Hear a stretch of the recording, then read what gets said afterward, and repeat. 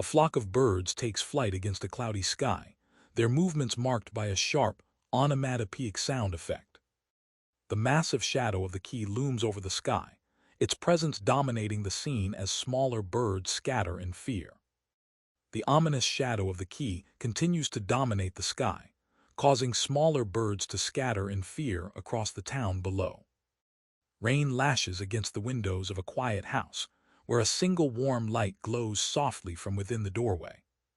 Inside the dimly lit room, a lone guitar rests against the wall near a desk, while a bed sits quietly in the corner under the glow of a single bare bulb. The camera pans across the cluttered desk, revealing a mug with a blue bunny design and a keyboard in the foreground. A framed photograph sits on the shelf, capturing a happy family moment with a mother, father, and a young boy with red hair. The boy in the picture looks away with a frown, his arms crossed tightly against his chest. The red-haired boy sleeps soundly under a blue plaid blanket, but the quiet is broken by the buzzing of a phone on the nightstand. Caine's eyes snap open as he stares at the glowing phone in his hand, his expression shifting from sleep to confusion. Caine gasps, his hand instinctively clutching the phone as he struggles to process the sudden intrusion of light. Caine scoffs at the reminder, his mind already drifting away from the mundane notifications to the dark reality that has just consumed his world. Caine runs a hand through his messy red hair, his expression shifting from defiance to a quiet, weary acceptance of the dark reality that now defines his existence. He tosses a small, dark object into the shadows, the sound of it hitting the floor echoing in the quiet room. He reaches out to grab a maroon shirt from the rack, the fabric rustling softly as he pulls it free. He runs a hand through his messy hair, looking down with a weary expression as he greets the day. A voice calls out to him, asking if he has his job center meeting today. He confirms it with a simple, "Yeah, this." The scene shifts to an afternoon setting, where a foot steps rhythmically along a path, accompanied by the sound of music. He reminds you to eat something before heading out, his expression confident as he declares that today is the day for sure. The clock on the wall ticks forward, marking the passage of time as the day begins. Caine watches as the other man scratches at the refrigerator, searching for breakfast. Caine peers into the refrigerator, his expression shifting as he realizes the shelves are nearly empty. Caine stares at the empty shelves, his expression hardening as he realizes the severity of his situation. A glass of milk will have to do. Caine looks at the spilled milk with a sigh, remarking that there is just as much as yesterday. He then turns to his father, asking if he has eaten anything today yet. He turns to his father, who eagerly confirms with a grin that he has eaten, responding with a hearty "Of course, son." The toaster's face grimaces with a sneer, muttering that he is a bad liar as always. Caine tells his father he is heading out, while his father warns him to be safe. He explains that the authorities are still investigating the recent damage in town. 4 months have passed, and Caine has faced 58 job rejections. Caine walks through the rain, his expression heavy with the weight of his recent failures. Caine continues his walk through the rain, clutching a red and blue object to his face as he navigates the quiet, misty streets of Derry. He clutches a flyer for a job fair, his mind set on finding something to work out soon. He considers the idea of becoming a firefighter, finding the prospect of helping others to be incredibly cool. The camera tilts upward to reveal a solitary street lamp standing against a cloudy sky, while birds drift silently through the air. Caine stands before a stone building marked Jobs and Benefits, his gaze fixed on the entrance as he contemplates his next move. A bored man at a desk yawns, asking if the person in front of him is Caine McLaughlin. The visitor confirms it with a simple, "That's me." The man at the desk scoffs at the visitor's age, remarking that someone so young shouldn't be wasting their time here. Caine explains that since his father can no longer work, he wants to start supporting him as soon as possible. The man asks why Caine isn't back at school, to which Caine admits he's not really good at that kind of stuff. He sighs, reading the document aloud to reveal its goal is to find a job helping people. He then offers his own position if the other party wants it. He looks up with a determined expression, stating his new role as a firefighter. A voice suggests that he should lower his expectations, noting that helping others won't pay the bills. Another voice mentions the temporary construction work happening in the city due to recent damage. The father offers words of encouragement, assuring his son that he will find a job soon and just needs to be a little more patient. Caine looks down at the empty bowl, questioning how they will survive with so little food left. His father reassures him that they will manage somehow. The father reminds Caine that his mother would tell him to keep his chin up, promising that the two of them can get through this together. Suddenly, a hand slams down on the table. Caine screams in anguish, realizing his mother is gone and that he would have been nothing but a disappointment to her. Caine sits at the table, holding a cup, while the other man leans forward with a serious expression. Caine looks up with a pained expression, his voice trembling as he whispers, "I'm sorry." He stammers, "No, please don't apologize." He turns to leave, declaring he is going out for a while and asking not to be waited for. A voice urgently shouts, "Caine, wait." As the man pauses with a startled expression, his hand raised in a gesture of surprise. The hand firmly grips the brass handle, slamming the door shut with a decisive motion. The scene shifts to a dark, stormy sky, where ominous clouds churn and swirl with an unsettling intensity. Caine stands alone on a quiet, rain-slicked street, his red hair stark against the gloom as he gazes into the distance. A full moon hangs low in the dark sky, casting a pale glow over a flock of birds taking flight. Caine sits alone on the wall, his red hair silhouetted against the stormy night as he gazes out at the dark, ominous clouds. The storm rages on as Caine remains lost in his thoughts, the weight of his new destiny pressing heavily upon him. Caine stares forward, his expression heavy with the burden of his new reality. Caine presses his hands against his face, his expression twisted in a grimace of pain and exhaustion. A desperate cry of "Kai, help!" tears from his throat as he cowers in the dim light, his body trembling with the weight of his new, terrifying reality. His wide eyes stare in shock as he holds his hand up, trembling with the weight of his new reality. He turns his gaze toward the dark, ominous figure looming in the shadows, his expression shifting from shock to desperate fear as he screams for help. His phone screen cracks under the pressure, the battery indicator flashing red at 0% as he curses in frustration. His eyes narrow with intense focus, a single bead of sweat tracing a path down his cheek as he prepares to act. He sprints down the dimly lit street, his backpack bouncing with every stride as he navigates the shadows. He leaps down the stone steps, his body suspended in midair as he clings to the railing with one hand. He presses his hand against the cold brick wall, his expression filled with doubt as he wonders if the threat he faces is truly serious. He turns away from the wall, his red hair catching the dim light as he steps into the shadowed archway. He stands frozen in the dim light, his expression hardening as he grips his fist, ready to face whatever lies ahead. His eyes widen in sheer terror, sweat beading on his skin as he stares into the darkness. The darkness swallows the scene whole, leaving only faint, distant lights piercing through the heavy clouds. A towering clock stands illuminated against the night sky, its glowing face marking the time as the storm rages around it. Caine rushes toward the massive stone door, shouting for help as a shadowy figure blocks the entrance. The figure demands to know what he is doing, creating a tense standoff at the threshold. Caine freezes in shock, his eyes wide with terror as he stares at the shadowy figure blocking the entrance.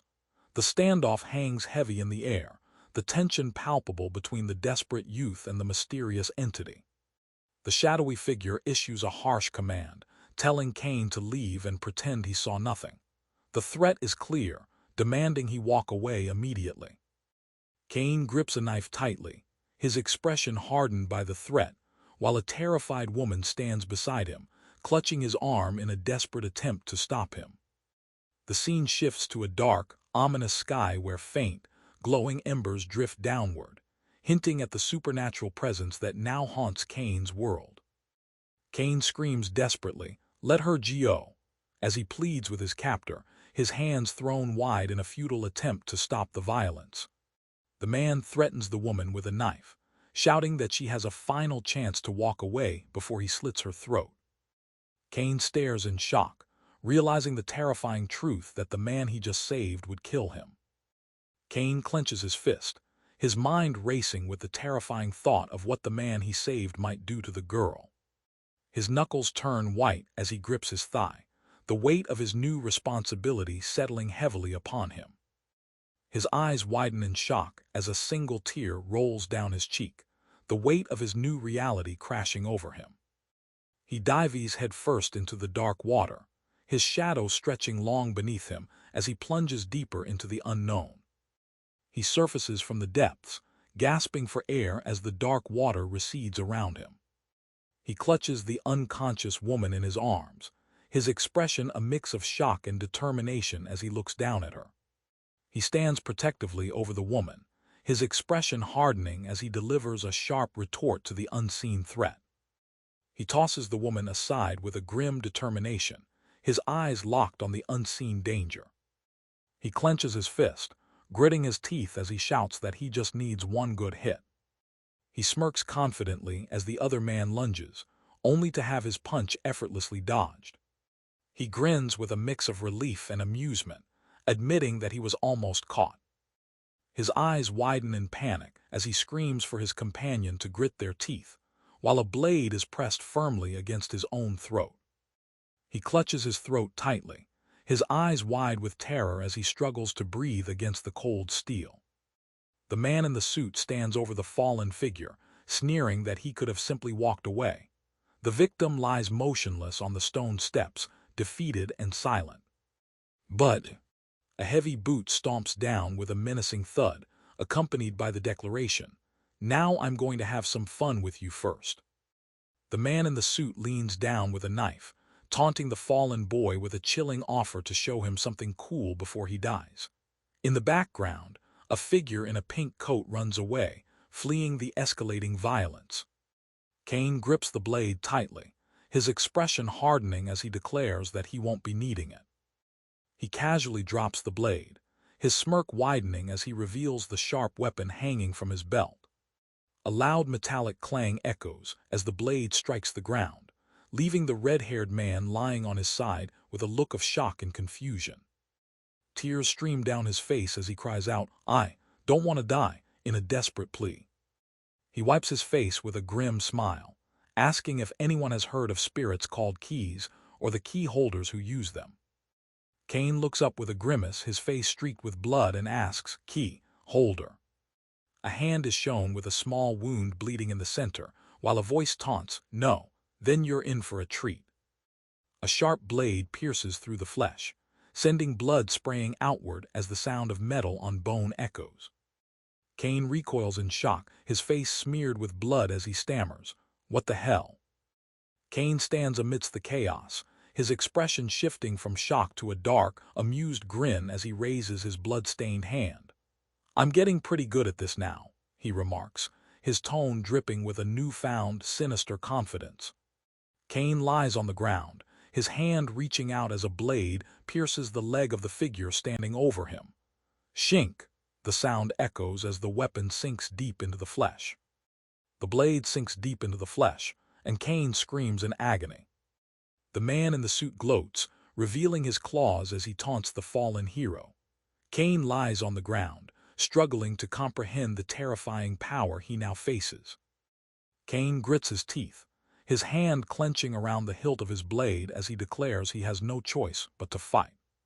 A blade pierces through Caine's shoulder with a sharp stab, blood welling up as he endures the brutal attack. Caine grits his teeth in pain as the blade remains embedded in his shoulder, blood staining his skin. Caine grits his teeth in pain as the blade remains embedded in his shoulder, blood staining his skin. He growls, "That hurts, punk." Caine's expression hardens into a grimace of pure rage as he glares forward, his jaw clenched tight against the lingering agony.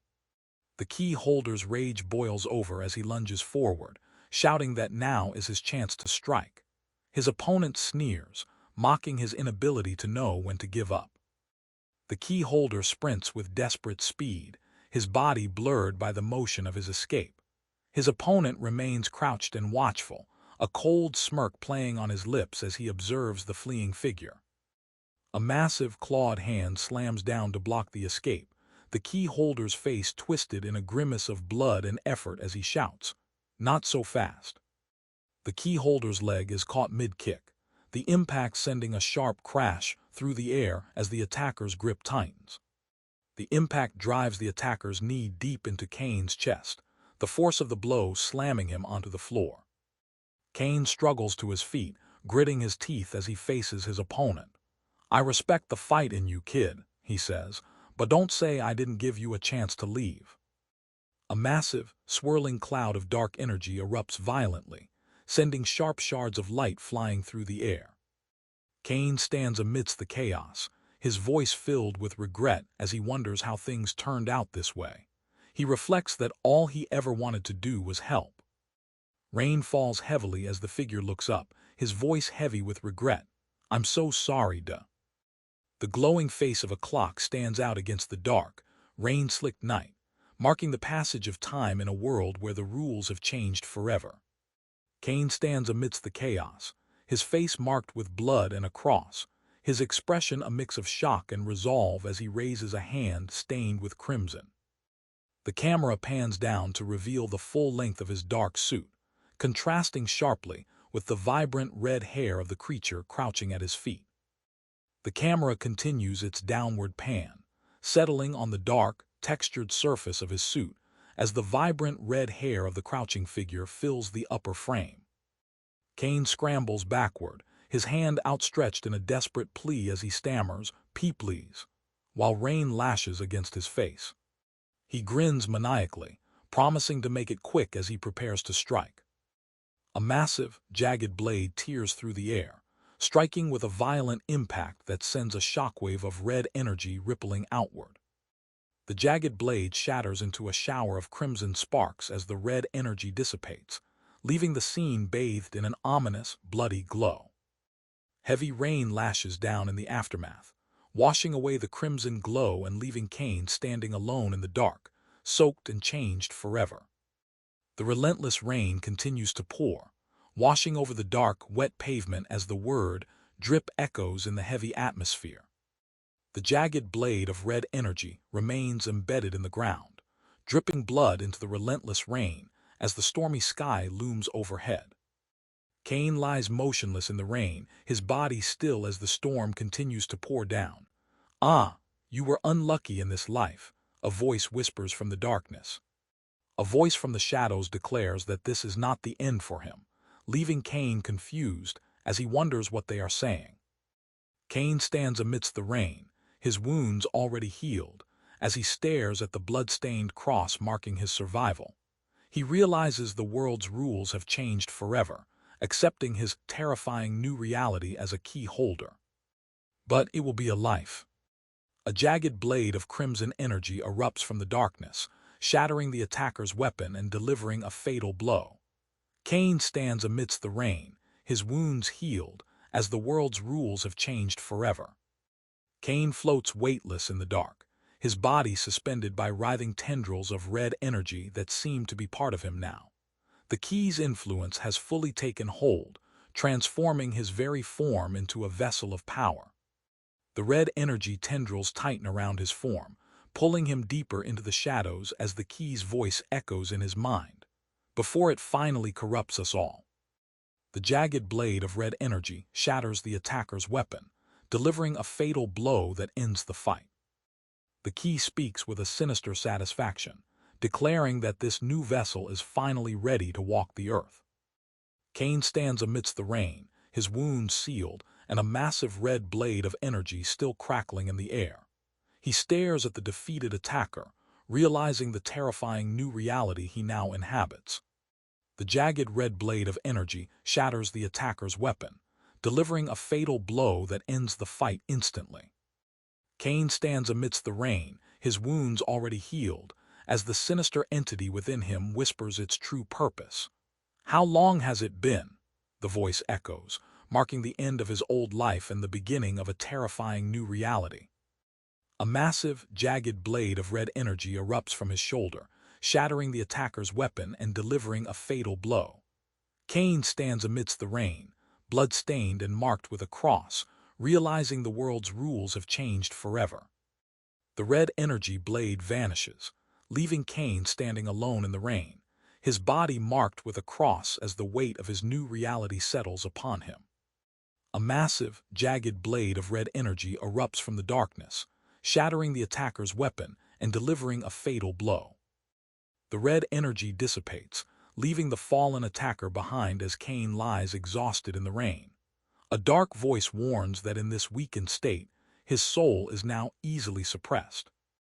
The rhythmic thumping of a heartbeat echoes in the silence, a constant reminder of the danger that lingers. A dark voice warns that in this weakened state, his soul is now easily suppressed. His crimson eyes flare with an intense, supernatural light, the swirling red sigils within them pulsing with a malevolent energy. The key's influence surges through him, transforming his gaze into a weapon of pure, terrifying power. The body is frail and weak. He kneels in the rain, clutching his head as the key whispers that it will take time to manifest its full power. He rises from the rain, his red-gloved hand clenched in a fist as the key's energy swirls around him, marking the end of his old life. He declares that enhancing his body is enough for now, his red eyes glowing with a newfound, terrifying power. He stands amidst the rain, his red eyes glowing with a newfound, terrifying power as jagged blades of crimson energy erupt from his body. The jagged crimson blade shatters the attacker's weapon, delivering a fatal blow that ends the fight. Caine stands amidst the rain, his hand raised in a gesture of disbelief as he reflects on the chaotic events of the night. He admits to getting carried away, acknowledging that the encounter with the attacker has left him shaken. Caine clenches his jaw, his expression hardening as he realizes the gravity of the situation. He thinks about the woman he saved and the danger she is now in, vowing to find her before the boss gets angry. The massive key holder looms over the tiny figure below, his voice booming through the rain as he declares, "Found you." The key holder's voice echoes through the rain as he declares, "I will eradicate each and every key this time." He lunges forward with a determined roar, his red energy trailing behind him as he charges into the storm. He leaps through the rain, his red energy trailing behind him as he charges forward with a determined roar. His foot strikes the wet pavement with a heavy splash, sending ripples through the rain-soaked street. Caine looks up into the rain, his expression hardening as he asks, "Who's there?" A masked figure stands in the rain, prompting Caine to shout, "A mask!" The masked figure warns Caine to prepare himself, as the rain pours down around them. The masked figure stares in shock, realizing the boy before him is the same kid from before. He can't believe it, noting that the boy was a key holder too. The masked figure screams in disbelief, shouting that the boy should be dead since he stabbed his heart. He knows he struck the vital spot, yet the boy stands defiant.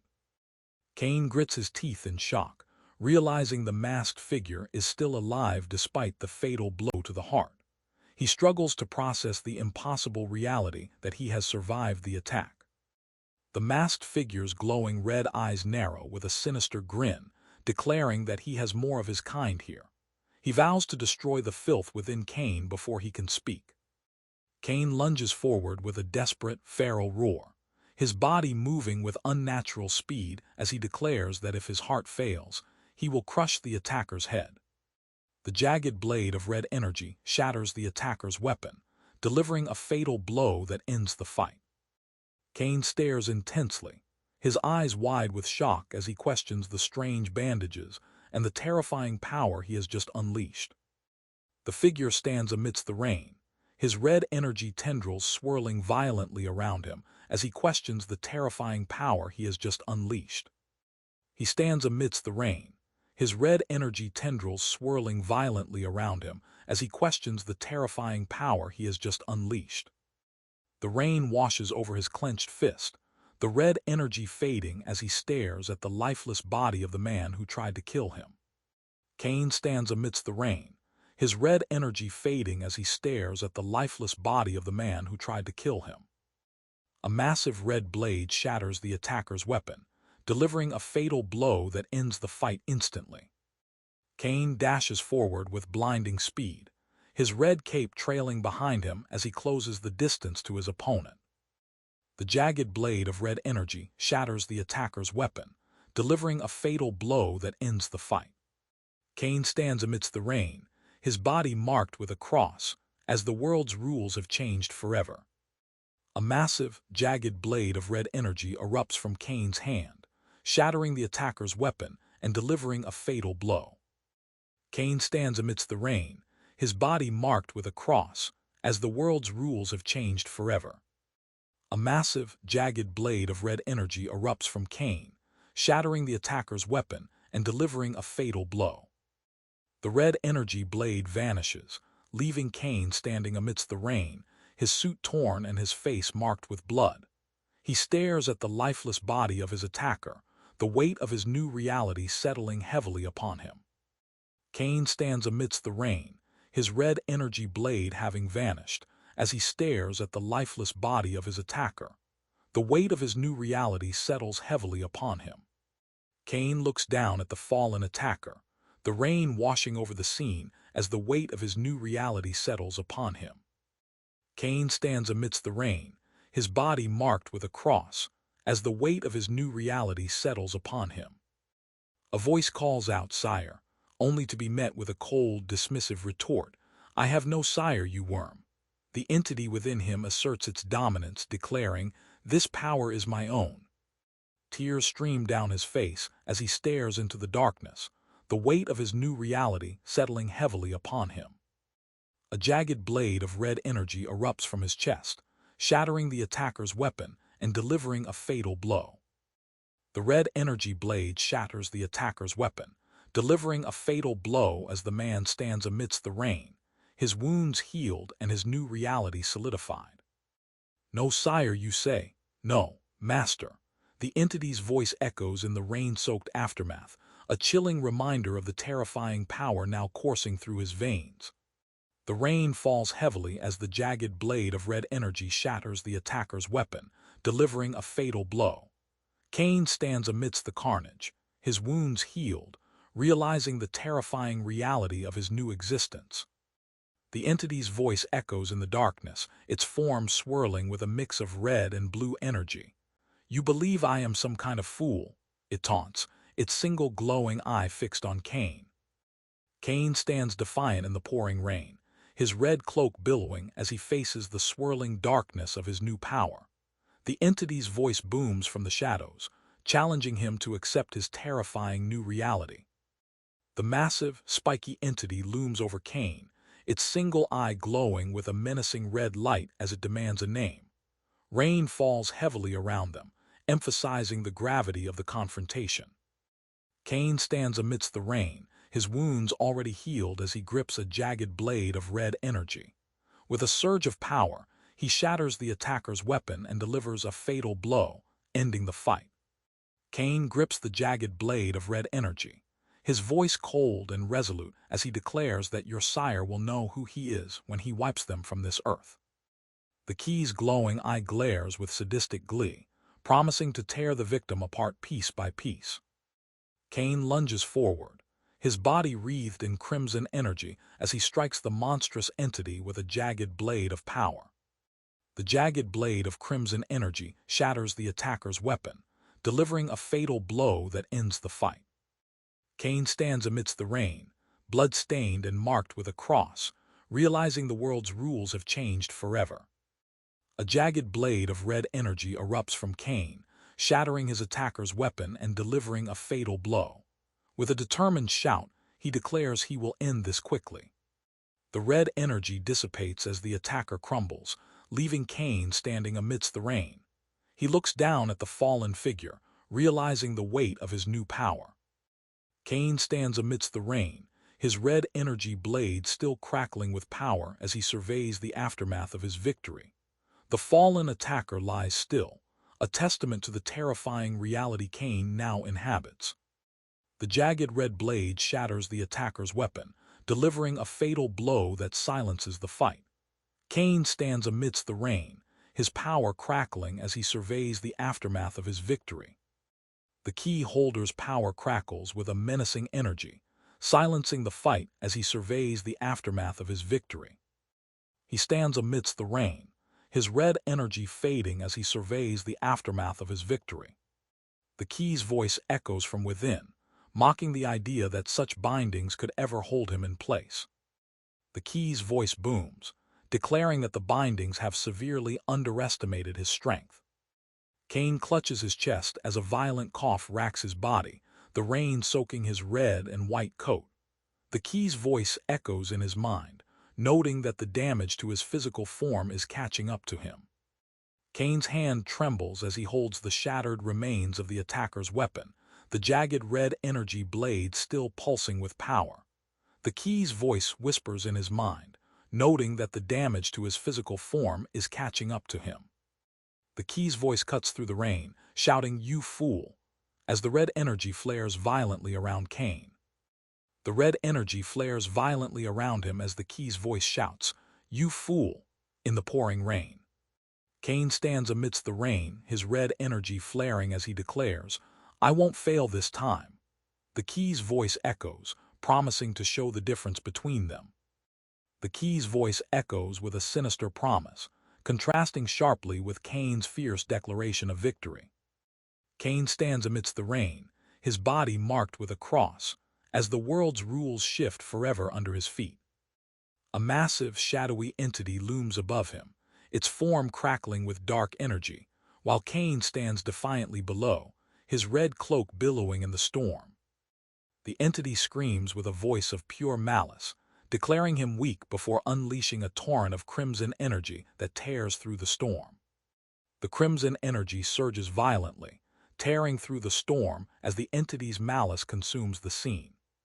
Caine cowers in the pouring rain, his body trembling as the storm intensifies around him. A single, glowing red eye stares out with intense focus, sweat beading on the skin as the key's power surges through him. The key's voice echoes with a chilling promise, vowing to end his friend's misery soon. Crimson energy swirls around the scene as the entity prepares to unleash its full power. Crimson energy surges violently as the entity's power manifests, shattering the darkness surrounding him. The crimson energy erupts with explosive force, sending debris flying as the entity's power manifests in a violent display of destruction. Caine refuses to fall at the first step, rising amidst the chaos as the crimson energy surges around him. "Even if I can't reach my full power right now." His hand presses against the cracked mask, the red energy surging through him as he accepts his new reality. The masked figure looms over him, declaring that it is more than enough to deal with you. The masked figure unleashes a surge of crimson energy, shattering the weapon and striking with lethal force. Caine survives the fatal blow, his body instinctively healing as the key within him fully awakens. Caine's wounds knit together instantly as the key fully integrates with his physiology, transforming him into a vessel of power. The entity within him asserts its dominance, mocking his attempts to control it while declaring its goal to eradicate all other keys. Caine stands amidst the rain, his crimson energy pulsing as he accepts his new reality. The key within him prepares to unleash its full, malevolent power. Crimson energy erupts violently around him as he is thrown backward by the impact. The key's power surges through his body, shattering the darkness with a surge of raw, destructive force. A masked figure taunts him, asking what he will do now that he has lost his ribbons. Caine responds with a chilling single word, "Try me." The masked figure stands defiant against the rain, while the colossal, horned entity looms over him with glowing crimson eyes. Caine prepares to unleash his newfound power, ready to face the terrifying reality of his new existence. The colossal entity looms menacingly in the rain, its multiple eyes glowing with malevolent intent. "You have evaded the chance at a swift death," it taunts, its voice echoing with supernatural power. Caine slides across the wet pavement, his boots skidding in the rain as he prepares to strike. He leaps into the air, unleashing a surge of crimson energy that engulfs the demonic creature below. The key's clawed hand descends with terrifying speed, its crimson energy crackling as it prepares to strike. Too slow. Caine grits his teeth as the masked figure's blade shatters against his supernatural defense, crimson energy flaring violently around him. The entity within him mocks his struggle, declaring its intent to eradicate every other key while Caine accepts his terrifying new reality.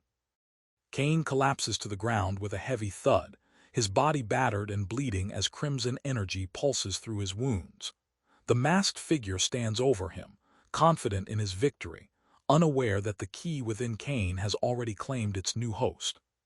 Caine rises from the ground, his body battered but fueled by a surge of crimson energy that pulses through his wounds. The masked figure stands over him, confident in his victory, unaware that the key within Caine has already claimed its new host. The masked figure's weapon shatters under the impact of a crimson energy surge, leaving him defenseless against the key holder's wrath. Caine stands victorious, his wounds already knitting together as the entity within him prepares to unleash its full, malevolent power. Caine extends his arms, summoning the crimson tendrils to obey his command. "Gather." The monstrous entity looms in the rain, its form contorted as it speaks with a chilling realization. "So you can control them like that too." Caine stands battered and bleeding, his white hoodie stained with crimson as a massive, writhing red entity erupts from his chest. The key's tendrils coil violently around his body, asserting its dominance while he endures the pain of his new, terrifying power. A massive, writhing red entity erupts from Caine's chest, its tendrils coiling violently around his battered form as he endures the pain of his new, terrifying power. The writhing red entity surges with violent energy, its tendrils tightening around Caine's battered form as he endures the crushing weight of his new, terrifying power. Caine stands amidst the swirling crimson energy, his expression hardened as the red tendrils of his new power lash out around him. He grips the air with a determined fury, ready to unleash the terrifying strength that now defines his existence. The crimson energy surges violently around him, manifesting as jagged tendrils that lash out into the darkness. He stands firm against the swirling chaos, his resolve unbroken as the power within him reaches its peak. The massive, segmented red appendage strikes with terrifying force, shattering the weapon in its path. Caine braces himself against the impact, his expression hardening as the crimson energy surges through him. Caine grits his teeth in agony as the crimson energy surges through him, his red eyes blazing with a mix of pain and newfound power. The key within him whispers a single chilling command: "Die." Caine's voice cracks with despair as he addresses his master, admitting his failure. The crimson energy surges violently through him, shattering the surrounding darkness. Crimson energy erupts violently, shattering the darkness as the key's power surges through him. The masked figure looms over the trembling key holder, demanding to know his origin. Crimson energy crackles around the protagonist as he braces for the confrontation.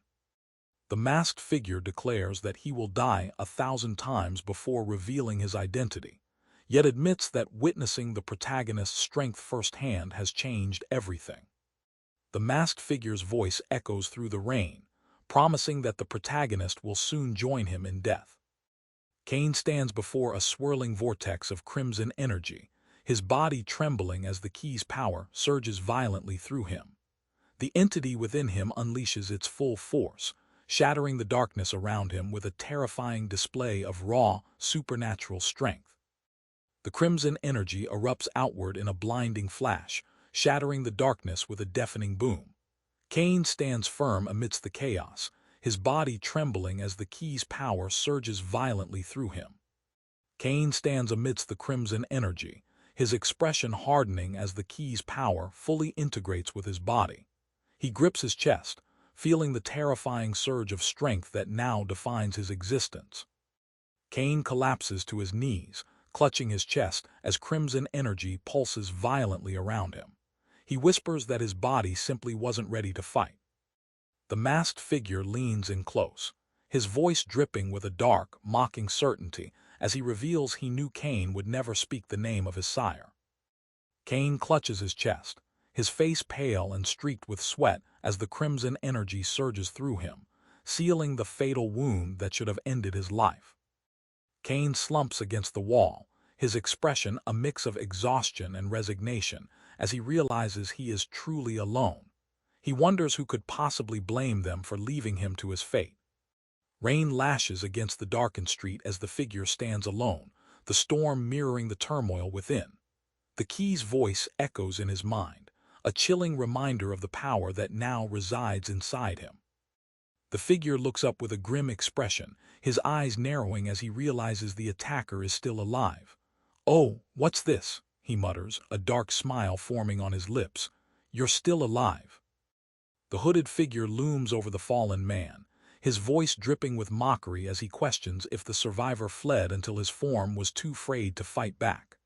"As quick as you are, there's no way you beat that thing in a fight," he sneers, his shadow stretching across the rain-slicked ground. The hooded figure sneers, his voice dripping with mockery as he questions if the survivor fled until his form was too frayed to fight back. "As quick as you are, there's no way you beat that thing in a fight," he sneers, his shadow stretching across the rain-slicked ground. Caine stands defiant amidst the crimson energy, his silhouette framed by the dark, swirling void as the entity within him asserts its dominance. He accepts his terrifying new reality, vowing to protect the woman he saved while the key prepares to unleash its full, malevolent power. Caine's eyes narrow with a cold, predatory focus as the crimson energy surges around him, his hand gripping the blade with a strength that defies mortal limits. Caine looks up in shock as fragmented visions of his past flash around him, questioning if these are truly his memories. Caine screams in disbelief, realizing the vision before him is not his own reflection. Caine grips his bleeding neck in shock, realizing the crimson energy coursing through him is not his own. "I could never hurt someone like that." Caine's body convulses as the crimson energy surges violently through his veins, forcing him to his knees. The key within him asserts its dominance, mocking his attempts to control the terrifying power now coursing through his physiology. The crimson energy settles, leaving Caine on his knees as a voice sneers from within him, mocking his survival and declaring him a stubborn one. Caine stands amidst the crimson energy, his silhouette framed by the glowing red lines that pulse with the key's power. The entity within him asserts its dominance, mocking his struggle as it prepares to unleash its full, malevolent force. A voice gasps in shock, realizing the identity of the figure before them. Immediately, a desperate plea erupts, demanding to be let out of the situation. Caine lunges forward with a determined expression, his body glowing with crimson energy as he prepares to strike. The air around him crackles with power, signaling the full awakening of his key's potential. Caine's voice rises in defiance, his hand clenching into a fist as he declares he won't let anyone use his body. The crimson energy surging through him marks the terrifying reality of his new existence. The crimson energy surges through him as he grips the weapon, his fighting spirit blazing with defiance. Ah, the fighting spirit of man is always a sight to behold. But do you have the conviction for what must be done? The crimson energy surges violently, shattering the weapon and silencing the masked attacker's threat. Caine accepts his terrifying new reality as the key within him prepares to unleash its full, malevolent power. Heavy rain lashes down on the dark rooftop as Caine stands beside his key, the storm reflecting the turbulent power awakening within him. The key's voice echoes through the storm, challenging Caine to prove his worthiness for the power he now wields. Caine stands alone in the pouring rain, his expression shifting from confusion to realization as he questions the strange sensation coursing through him. Caine grips the hilt of his weapon, his voice trembling with a mix of shock and disbelief as he questions the entity within him. The crimson energy surges violently through him, shattering the weapon in his hand with a surge of raw power. He stands amidst the chaos, his new reality settling in as the entity within him prepares to unleash its full, malevolent force. The masked figure taunts him, questioning if he would sacrifice his own life to end another's, even that of someone who tried to kill him. Caine's hands clench tightly around the crimson energy erupting from his chest, the raw power of the key surging through him as he accepts his new, terrifying reality. The entity within him declares that their fates are now intertwined, regardless of his wishes. Crimson energy erupts violently from his chest, shattering the blade and sending the attacker flying backward in a spray of dark mist. The masked attacker is launched backward through the air, his body dissolving into a cloud of dark mist as he flies away. A voice echoes from the darkness, promising that if he survives, they will speak again soon. Caine stands amidst the rain, his expression hardening as he accepts the terrifying reality of his new existence.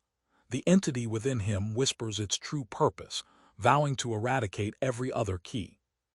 Caine's crimson eye glows with a terrifying intensity as he accepts his new reality, the entity within him preparing to unleash its full, malevolent power. Caine's body convulses as the crimson energy surges through him, his wounds sealing instantly while the key's voice echoes in his mind, demanding he embrace his new, terrifying purpose. Caine collapses onto the wet pavement, a heavy thud echoing as rain mixes with the crimson blood spattering from his wounds. The key's voice booms in his mind, mocking his struggle as it asserts its dominance over his newly awakened power. Caine lies broken on the rain-slicked ground, his crimson wounds weeping into the puddles as the key's voice echoes in his mind, mocking his fading resistance. Crimson shards of energy shatter the darkness, raining down like blood against the stormy night sky.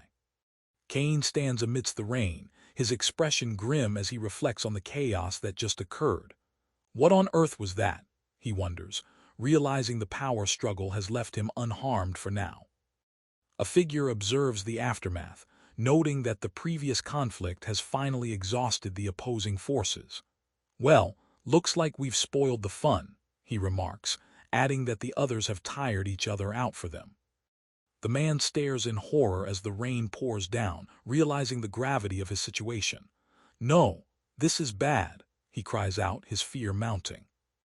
The masked figure assigns the task, stating he will take the older target while the other checks the redhead. He instructs his partner to report to HQ that they will be bringing both in, to which the second figure simply replies, "Got it." The masked figure confirms the plan, assuring his partner that they will bring both targets back to HQ.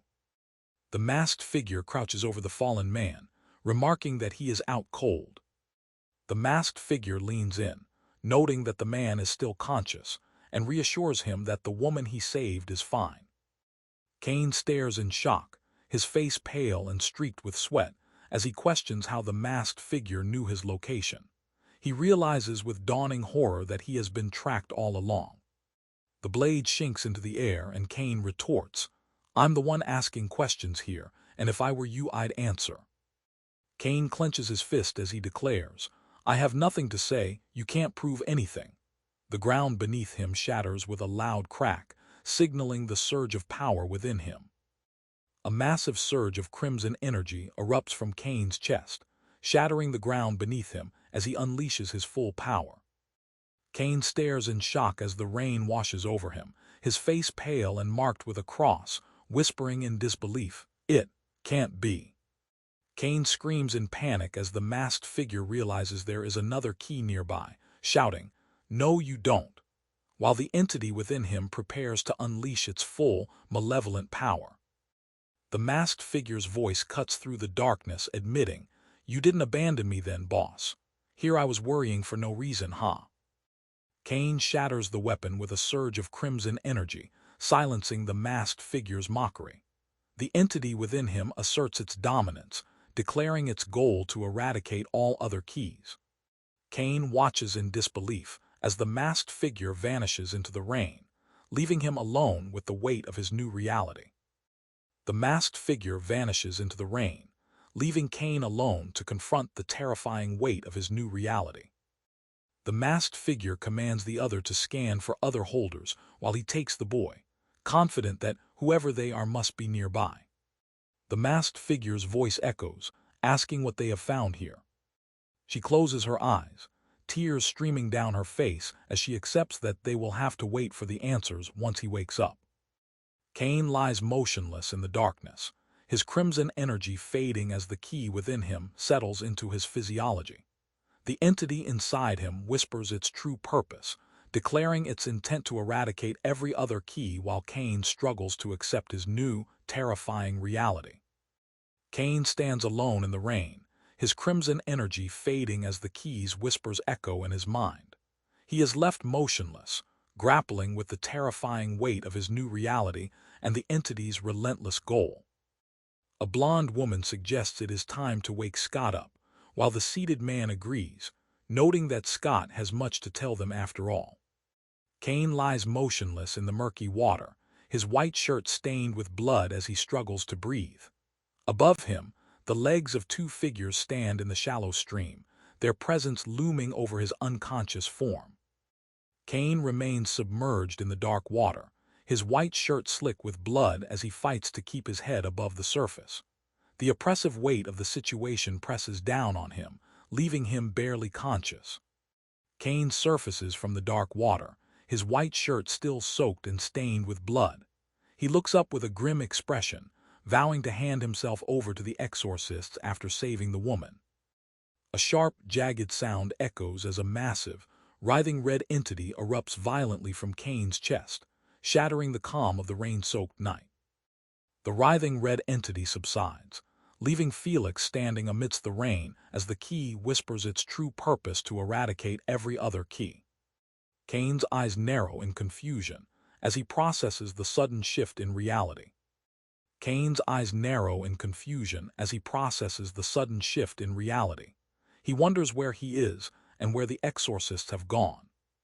A voice echoes through the darkness, demanding to know where the kid is. The massive, writhing red entity erupts violently from his chest, forcing him to his knees as the masked figure returns to confront him. Caine struggles to maintain his composure as the crimson energy surges through him, while the masked figure looms nearby, ready to strike again. A massive, writhing red entity erupts violently from Caine's chest, forcing him to struggle against the overwhelming surge of power. The writhing red entity settles within him as he sits beside the unconscious woman, and a voice greets him softly. Caine looks up with a desperate expression, shouting the names of Kimberly and Felix while stammering that he can explain. He tries to justify his actions, admitting there was someone else involved. Caine covers his face with his hands, his voice trembling as he demands the truth be spoken. The pressure mounts as he insists on knowing the reality behind the situation.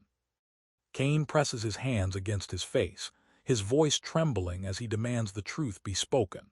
The pressure mounts as he insists on knowing the reality behind the situation. Caine stares in shock, his expression frozen as he realizes the terrifying truth. Another key holder has emerged, and the weight of the situation presses down on him. Caine's eyes narrow with intense focus as he declares that he cannot feel any trace of the other key's presence. A voice questions the protagonist, asking if he let another key holder destroy his key after an attack. Caine stands motionless, his crimson energy fading as he grapples with the terrifying reality of his new existence. Caine's face contorts in agony as he is violently slammed against the ground, the impact of the blow echoing with a heavy sound. Caine's eyes widen in shock as he stares at the masked figure who stands over him with a cold, determined expression. I don't know how he did it, but he should have been dead. Caine's voice trembles with disbelief and fear, realizing the impossible nature of his survival. A blonde woman with sunglasses stands with her hands on her hips, questioning if another key holder has appeared in Derry. Nearby, A dark, shadowy figure looms ominously in the background. Caine's hand trembles as dark, shadowy marks spread across his skin, signaling the key's awakening within him. A massive, writhing shadow erupts from his chest, forcing Caine to struggle against the key's overwhelming power as it twists around him. The writhing shadow tightens its grip, forcing Caine to struggle against the overwhelming power as it twists around him. Caine slumps forward, his body limp as the shadowy entity whispers its intent to assume he is a rogue for now. Caine stands defiantly, his expression hardening as he addresses the shadowy figure behind him. He reminds the entity that its original mission was to distract the Exorcists, not to eliminate him. The masked figure looms over Caine, questioning how he ended up fighting another key holder and losing his own key. Caine stands amidst the rain, his wounds healing as the key's influence takes hold within him. He realizes the terrifying reality of his new existence and the entity's goal to eliminate all other keys. He smirks with a knowing glint in his eyes, asking if you decided to show him something cool like always, right? He smirks with a knowing glint in his eyes, asking if you decided to show him something cool like always, right? For someone so pathetic, you sure do like to run your mouth. You probably could have avoided this altogether, right? He admits he could have been a little more careful, but something about him seemed different from us. He was either an amazing actor or he really knew nothing about keys. Caine knelt in the rain, his body battered and bleeding, while the masked figure stood over him with a cold, detached demeanor. The key whispered its true purpose, revealing the terrifying reality of his new existence. The masked figure looms over Caine, delivering a cruel verdict as a heavy boot stomps down. You were weak. The ground shatters violently as jagged shards of crimson energy erupt from the earth, forming a massive, writhing entity that rises to confront the masked figure. Caine stands amidst the rain, his crimson energy fading as the key whispers its true purpose, the eradication of every other key. He is left motionless, grappling with the entity's dominance and the terrifying responsibility of his new power. The masked figure taunts Caine about his sire, but Caine rejects the hierarchy, declaring the power is his own. Caine stands alone in the rain, his crimson energy fading as the terrifying reality of his new existence settles over him. The masked figure declares that Caine's lost key justifies ending his life right here. Caine's eyes narrow with a cold, predatory intensity as the crimson energy within him surges, his gaze locking onto the masked figure with a silent, lethal promise. But thankfully for you, we now have to deal with this new key holder. He grants you a single chance to locate him and settle the score. Once he is dead, I will decide if you deserve to die as well. The key's voice echoes with a chilling ultimatum, demanding he find and kill the target before the entity decides his own fate. Caine sits slumped in a chair, his crimson eyes glowing with the key's influence as the entity whispers its chilling goal to eradicate every other key. Caine remains motionless, his crimson energy fading as the key whispers its terrifying purpose to eliminate every other key. Caine stands frozen in the rain, his crimson energy finally fading as the key's chilling purpose echoes in his mind. The crimson glow in his eyes dims, leaving him staring into the dark rain as the terrifying weight of his new reality settles upon him. Caine sits alone at the table, his crimson energy fading as the key whispers its true purpose to him. He remains motionless, grappling with the terrifying responsibility of his new power. The masked figure leans forward with arms crossed, sneering as he taunts Caine about his sire. Caine remains seated, his crimson energy fading as he confronts the masked entity's mockery. Caine sits motionless in the rain, his crimson energy fading as the masked figure sneers and taunts him about his sire. He remains seated, confronting the mockery while the entity's dominance weighs heavily on him. The masked figure demands to know the truth about the key within him, asking if he formed a pact or was possessed. He insists on getting straight to the chase regarding the hunt. Caine looks around in confusion, asking where he is while demanding to know what the masked figure is talking about. Caine clenches his fist tightly, his voice trembling as he insists he hasn't done anything wrong. He pleads that the masked figure must have mistaken him for someone else. Caine grips the masked figure's arm with a desperate strength, his resolve hardening as he declares they will face this conflict the hard way. The masked figure's arm snaps under the pressure, and a jagged blade of crimson energy erupts from Caine's chest, piercing the attacker's flesh. Caine's crimson eyes widen in desperation as he pleads for belief, his face contorted with the raw intensity of his struggle against the overwhelming power within him. Caine's expression shifts from desperation to a grim, forced smile as he begins to explain his situation, his voice trailing off with an ellipsis. The darkness swallows the scene as a gloved hand grips a staff, whispering a final ultimatum.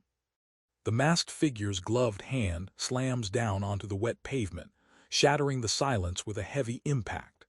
Caine watches the confrontation unfold, his crimson eyes reflecting the sudden violence. Caine grips the hilt of his weapon tightly, his arm tensed as he prepares to strike against the dark, rain-slicked backdrop. Caine stands ready, his crimson energy glowing faintly within his chest as he stares down the masked figure who has just vanished into the rain. Caine screams desperately, his voice cracking as he pleads for mercy. Caine's eyes ignite with a terrifying crimson glow, jagged blades of red energy erupting from his chest as the key's power fully awakens within him.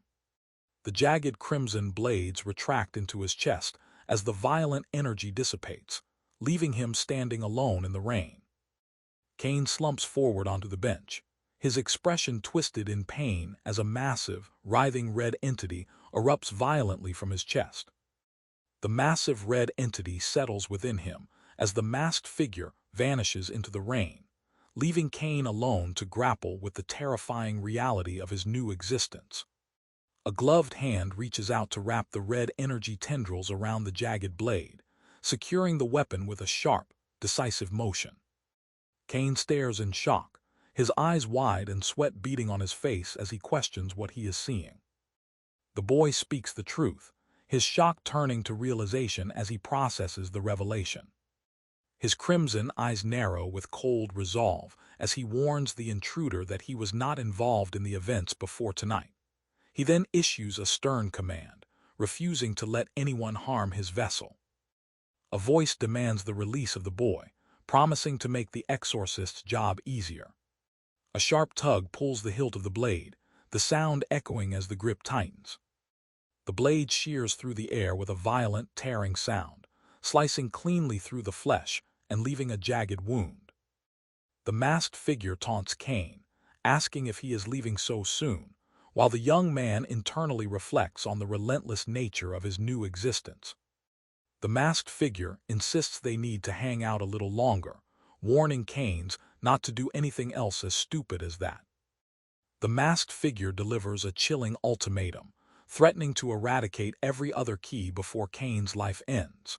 With nothing left to lose, the entity declares that there is naught else Caine needs to know. Caine stands alone in the rain, his crimson energy fading as the entity whispers its true purpose. He is left motionless, grappling with the terrifying responsibility of his new power. A hooded figure looms over a seated woman with pink hair, while another hooded figure stands behind her, gripping her arm. The scene is tense and dark, with rain falling in the background.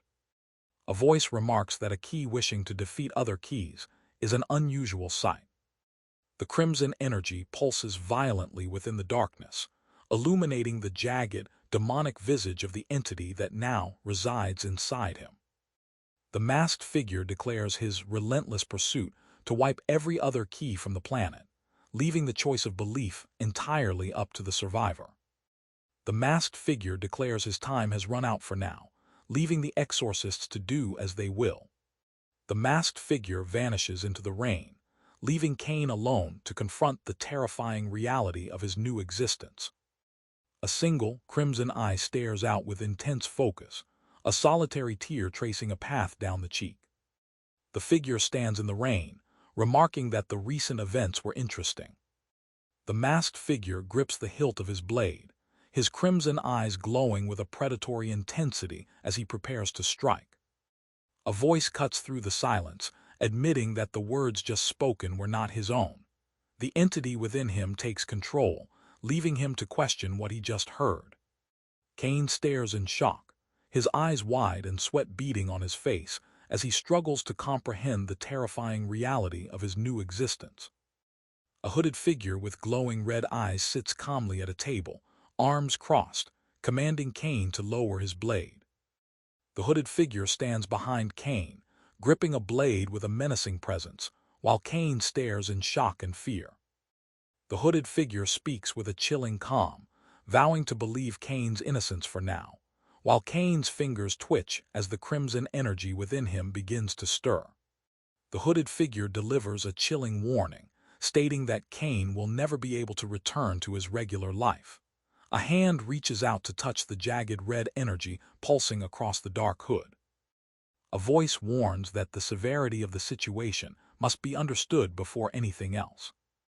Caine's hand clenches tightly against the dark fabric, his knuckles straining as he grips the edge of his coat. He leans forward, his voice low and urgent as he demands that you listen to what he is about to tell you carefully.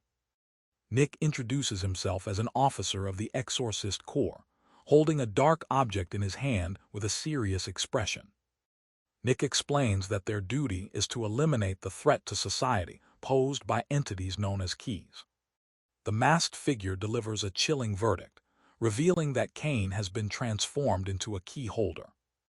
A dark, ominous object descends from the gloom, casting a spectral beam of light that illuminates the rain-swept alley below. Caine sits bound in a chair, his expression frozen in shock as a hooded figure looms silently behind him, a jagged blade pressed against his throat. Caine remains bound in the chair, his shock deepening as the hooded figure presses the jagged blade closer to his throat. The hooded figure presses the jagged blade closer to Caine's throat, his shock deepening as the blade inches nearer. The hooded figure presses the jagged blade closer to Caine's throat, his shock deepening as the blade inches nearer. The hooded figure warns Caine that the information he is about to receive is difficult to process, urging him to listen carefully. The hooded figure leans in, emphasizing that Caine's life could literally depend on the information he is about to receive. The hooded figure presses a jagged blade of crimson energy against Caine's throat, whispering that his survival depends on the information he is about to receive. Caine's eyes glow with a predatory crimson intensity as the entity whispers its true purpose, demanding he embrace his role as a weapon. A hand violently shakes a container, causing liquid to splash out with force. The hooded figure crosses his arms, his glowing red eyes narrowing as he delivers a chilling ultimatum. Ready or not, you've ended up mixed up in all of this now.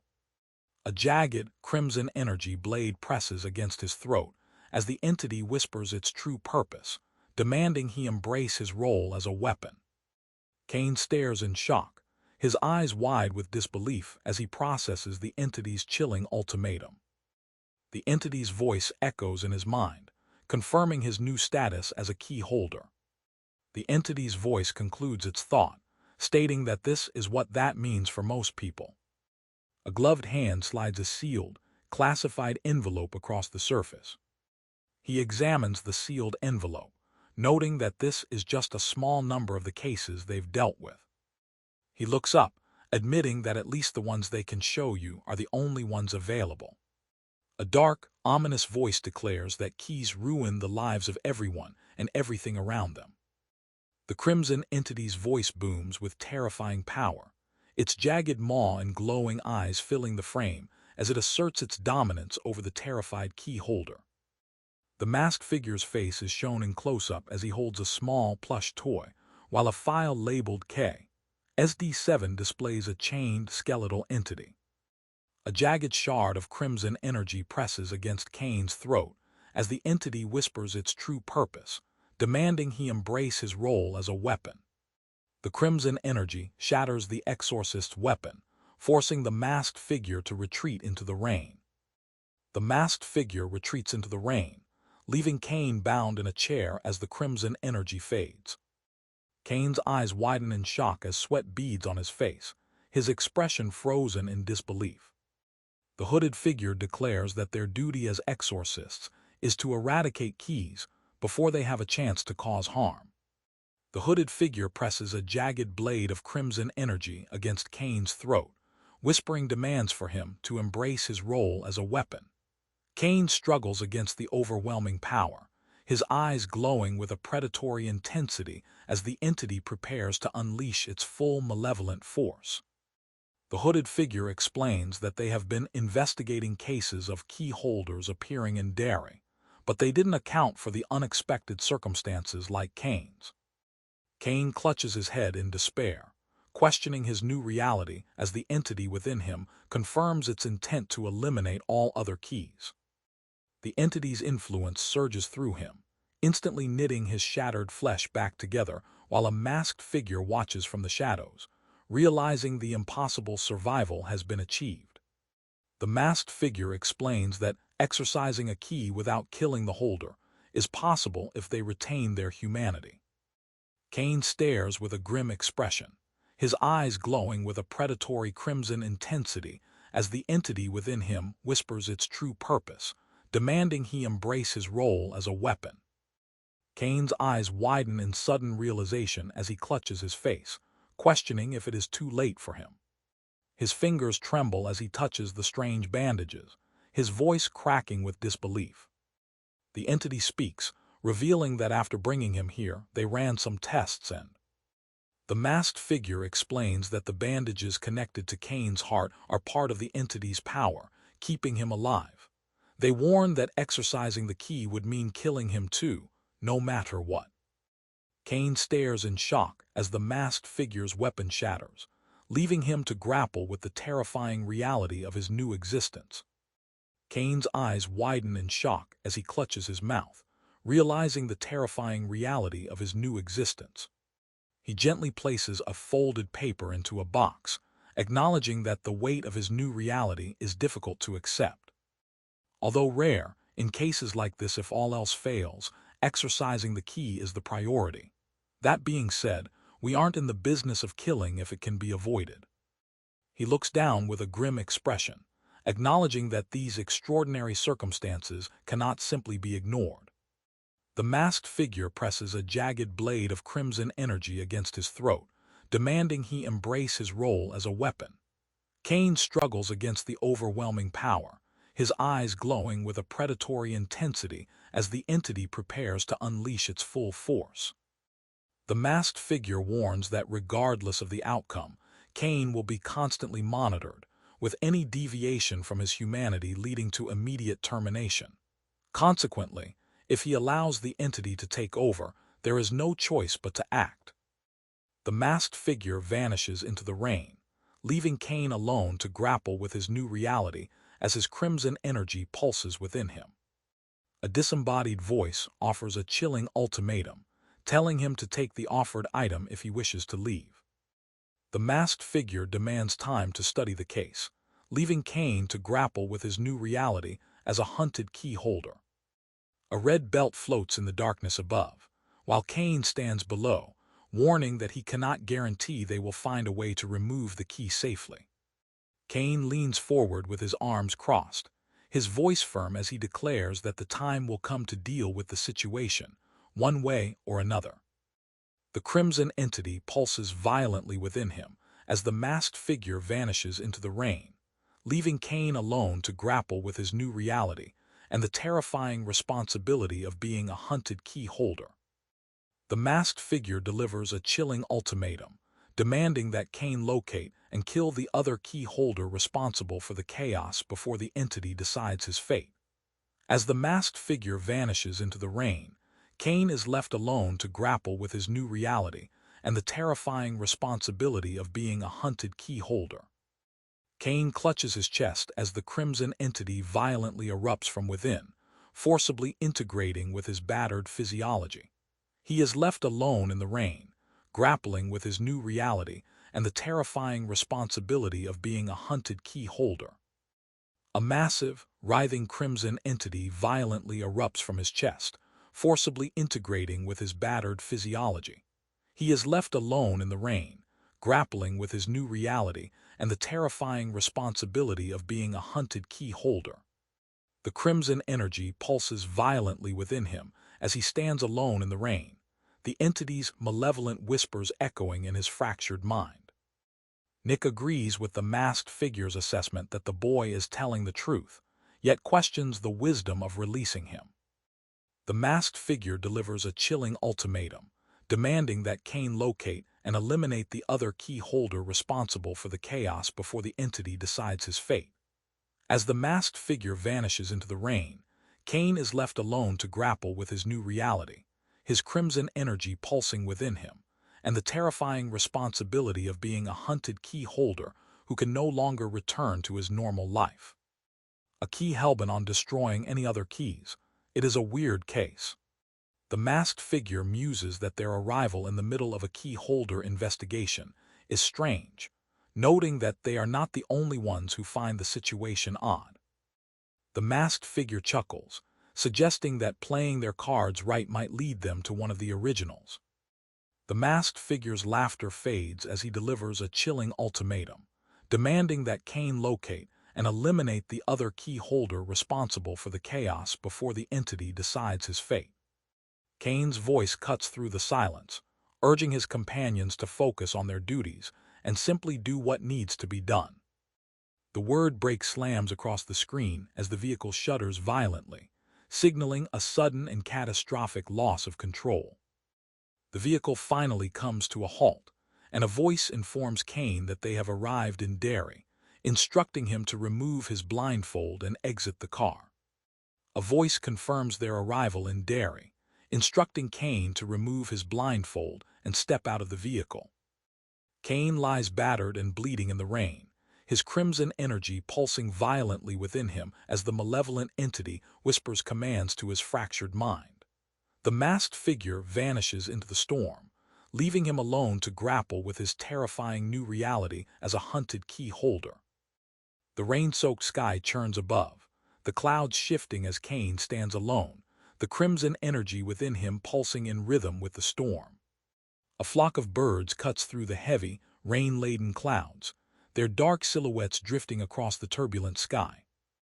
Caine stands alone on the wet road, watching a car drive away into the mist, his crimson energy pulsing within him as he grapples with his new reality. Caine stares blankly at the empty road, whispering to himself that the ordeal is finally over. Caine lets out a nervous laugh, covering his face as he whispers to himself that everything will be okay. Caine sits alone on the foggy road, his head bowed in defeat as a voice asks, "Keys?" Caine looks up, his expression shifting from defeat to confusion as he questions the mention of exorcists. Caine's eyes snap open, the crimson energy within him flaring as he realizes the masked figure has vanished into the rain. Caine's voice trembles in the darkness, pleading to wake up from the nightmare that has consumed him. Caine lies battered and bleeding in the stream, his crimson energy pulsing violently within him as the entity whispers commands in his mind. The masked figure vanishes into the rain, leaving him alone to grapple with his terrifying new reality. The camera tilts upward, revealing the intricate, overlapping pattern of the roof tiles against a pale, overcast sky. Caine stands alone, his back turned as he gazes up at the window, the weight of his new reality pressing down on him. A massive, jagged word floats in the darkness, the sound of a violent knock echoing through the rain. Caine stands alone in the rain, a plate in hand, as the sound of a violent knock echoes through the storm. Caine looks up with wide, terrified eyes as the masked figure's voice cuts through the storm, demanding he find the other key holder before the entity decides his fate. Caine's hand shoots up in a desperate plea, shouting for a moment as the masked figure's ultimatum hangs heavy in the air. Caine stands alone in the misty rain, his arms crossed tightly as he whispers, "I'm back, duh," to the empty air. A voice calls out, "Caine, you're home," as the man in the dark coat embraces the red-haired figure tightly. The man in the dark coat grips the red-haired figure tightly, his expression twisted with anger as he demands to know where they have been all this time. "You had me worried sick," he shouts, his voice filled with a mix of concern and frustration. The red-haired figure lies defeated, his head bowed in shame as he whispers, "No, I'm one that should be apologizing." Tears well in his eyes and he adds, "I'm so sorry. But never mind that now, let's get you heated up inside." He looks down with a concerned expression, asking if you are hungry. He nods with a confident smile, responding with an enthusiastic, "Oh, of course." The masked figure watches as the red-haired man hesitates at the bottom of the stairs, his hand gripping the railing tightly. The masked figure vanishes into the rain, leaving the red-haired man alone to grapple with his new reality as crimson energy pulses within him. The red-haired man stands alone in the rain, his crimson energy pulsing violently within him as he grapples with the terrifying weight of his new reality. He rubs his forehead, questioning if he even belongs in this world. Caine stands alone in the rain, his crimson energy pulsing within him as he grapples with the terrifying reality of his new existence. He wonders if he is endangering Kimberly too, but realizes there is nowhere else for him to go. The masked figure vanishes into the rain, leaving Caine alone to grapple with his new reality as crimson energy pulses within him. Caine stares into the darkness, regretting his decision to storm out last night. A dark, jagged line slashes across the sky, echoing the thought that none of this would have ever happened. A massive, writhing crimson entity violently erupts from his chest, forcibly integrating with his physiology. The crimson entity swells and contorts around him, its form twisting in a dark, fluid motion. A voice whispers that he should be there, prompting him to shout into the darkness, asking who is out there. His crimson eyes snap open, glowing with a terrifying intensity as the entity's influence surges through him. He acknowledges the gravity of their first proper meeting, noting that there is no room for idle chat. A massive, writhing crimson entity violently erupts from his chest, forcibly integrating with his physiology. The crimson entity looms over the fallen figure, its voice echoing with a chilling reminder of the devastation wrought by the keys upon society. It warns that without its intervention, the protagonist would have already joined the ranks of the dead. Caine stares upward, his expression a mixture of shock and dawning realization as he processes the entity's words. "You're the key," he whispers, the weight of his new reality settling heavily upon him. The crimson entity's voice echoes in his mind, declaring him its new vessel. Caine struggles to maintain his composure as the dark power surges through him, binding him to a terrifying new purpose. Caine shouts in defiance, demanding the entity leave him alone and rejecting his forced role as a key holder. He refuses to be a part of this new reality, his voice filled with anger and desperation. The entity's voice cuts through his resolve, cold and unyielding. It dismisses his pleas, promising that the suffering caused by keys will repeat itself until he has no choice but to submit. The entity's voice continues its cold ultimatum, dismissing his pleas and promising that the suffering caused by keys will repeat itself until he has no choice but to submit. The entity declares that maintaining the power to keep him alive is no small feat, forcing it to rest for the moment. Caine lies battered and bleeding in the rain, his crimson energy pulsing violently within him as the entity whispers commands to his fractured mind. The masked figure vanishes into the storm, leaving him alone to grapple with the terrifying reality of his new existence. A massive, writhing crimson entity looms over Caine, its presence overwhelming as it whispers a chilling ultimatum about the choice he must soon make. Caine lies battered and bleeding in the rain, his crimson energy pulsing violently within him as the entity's voice echoes in his mind. He is left alone to grapple with his terrifying new reality, knowing he can no longer return to his normal life. The title Keys looms over a dark, ominous landscape, signaling the beginning of a new chapter in Caine's harrowing journey. Caine stands alone in the rain, the weight of his new reality pressing down on him as the entity's influence pulses within him.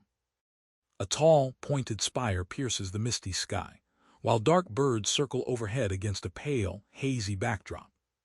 Caine and Kimberly walk side by side down the quiet, misty street, their figures framed by the looming spire and the dense greenery. "Boy, am I glad to see the outside world again," she says, her voice carrying a sense of wonder and relief.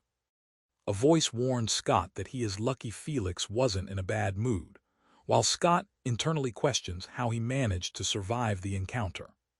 The man in the red vest scoffs at the situation, while the blonde woman behind him remarks on the absurdity of running into an unknown key holder and exorcists all in the same night.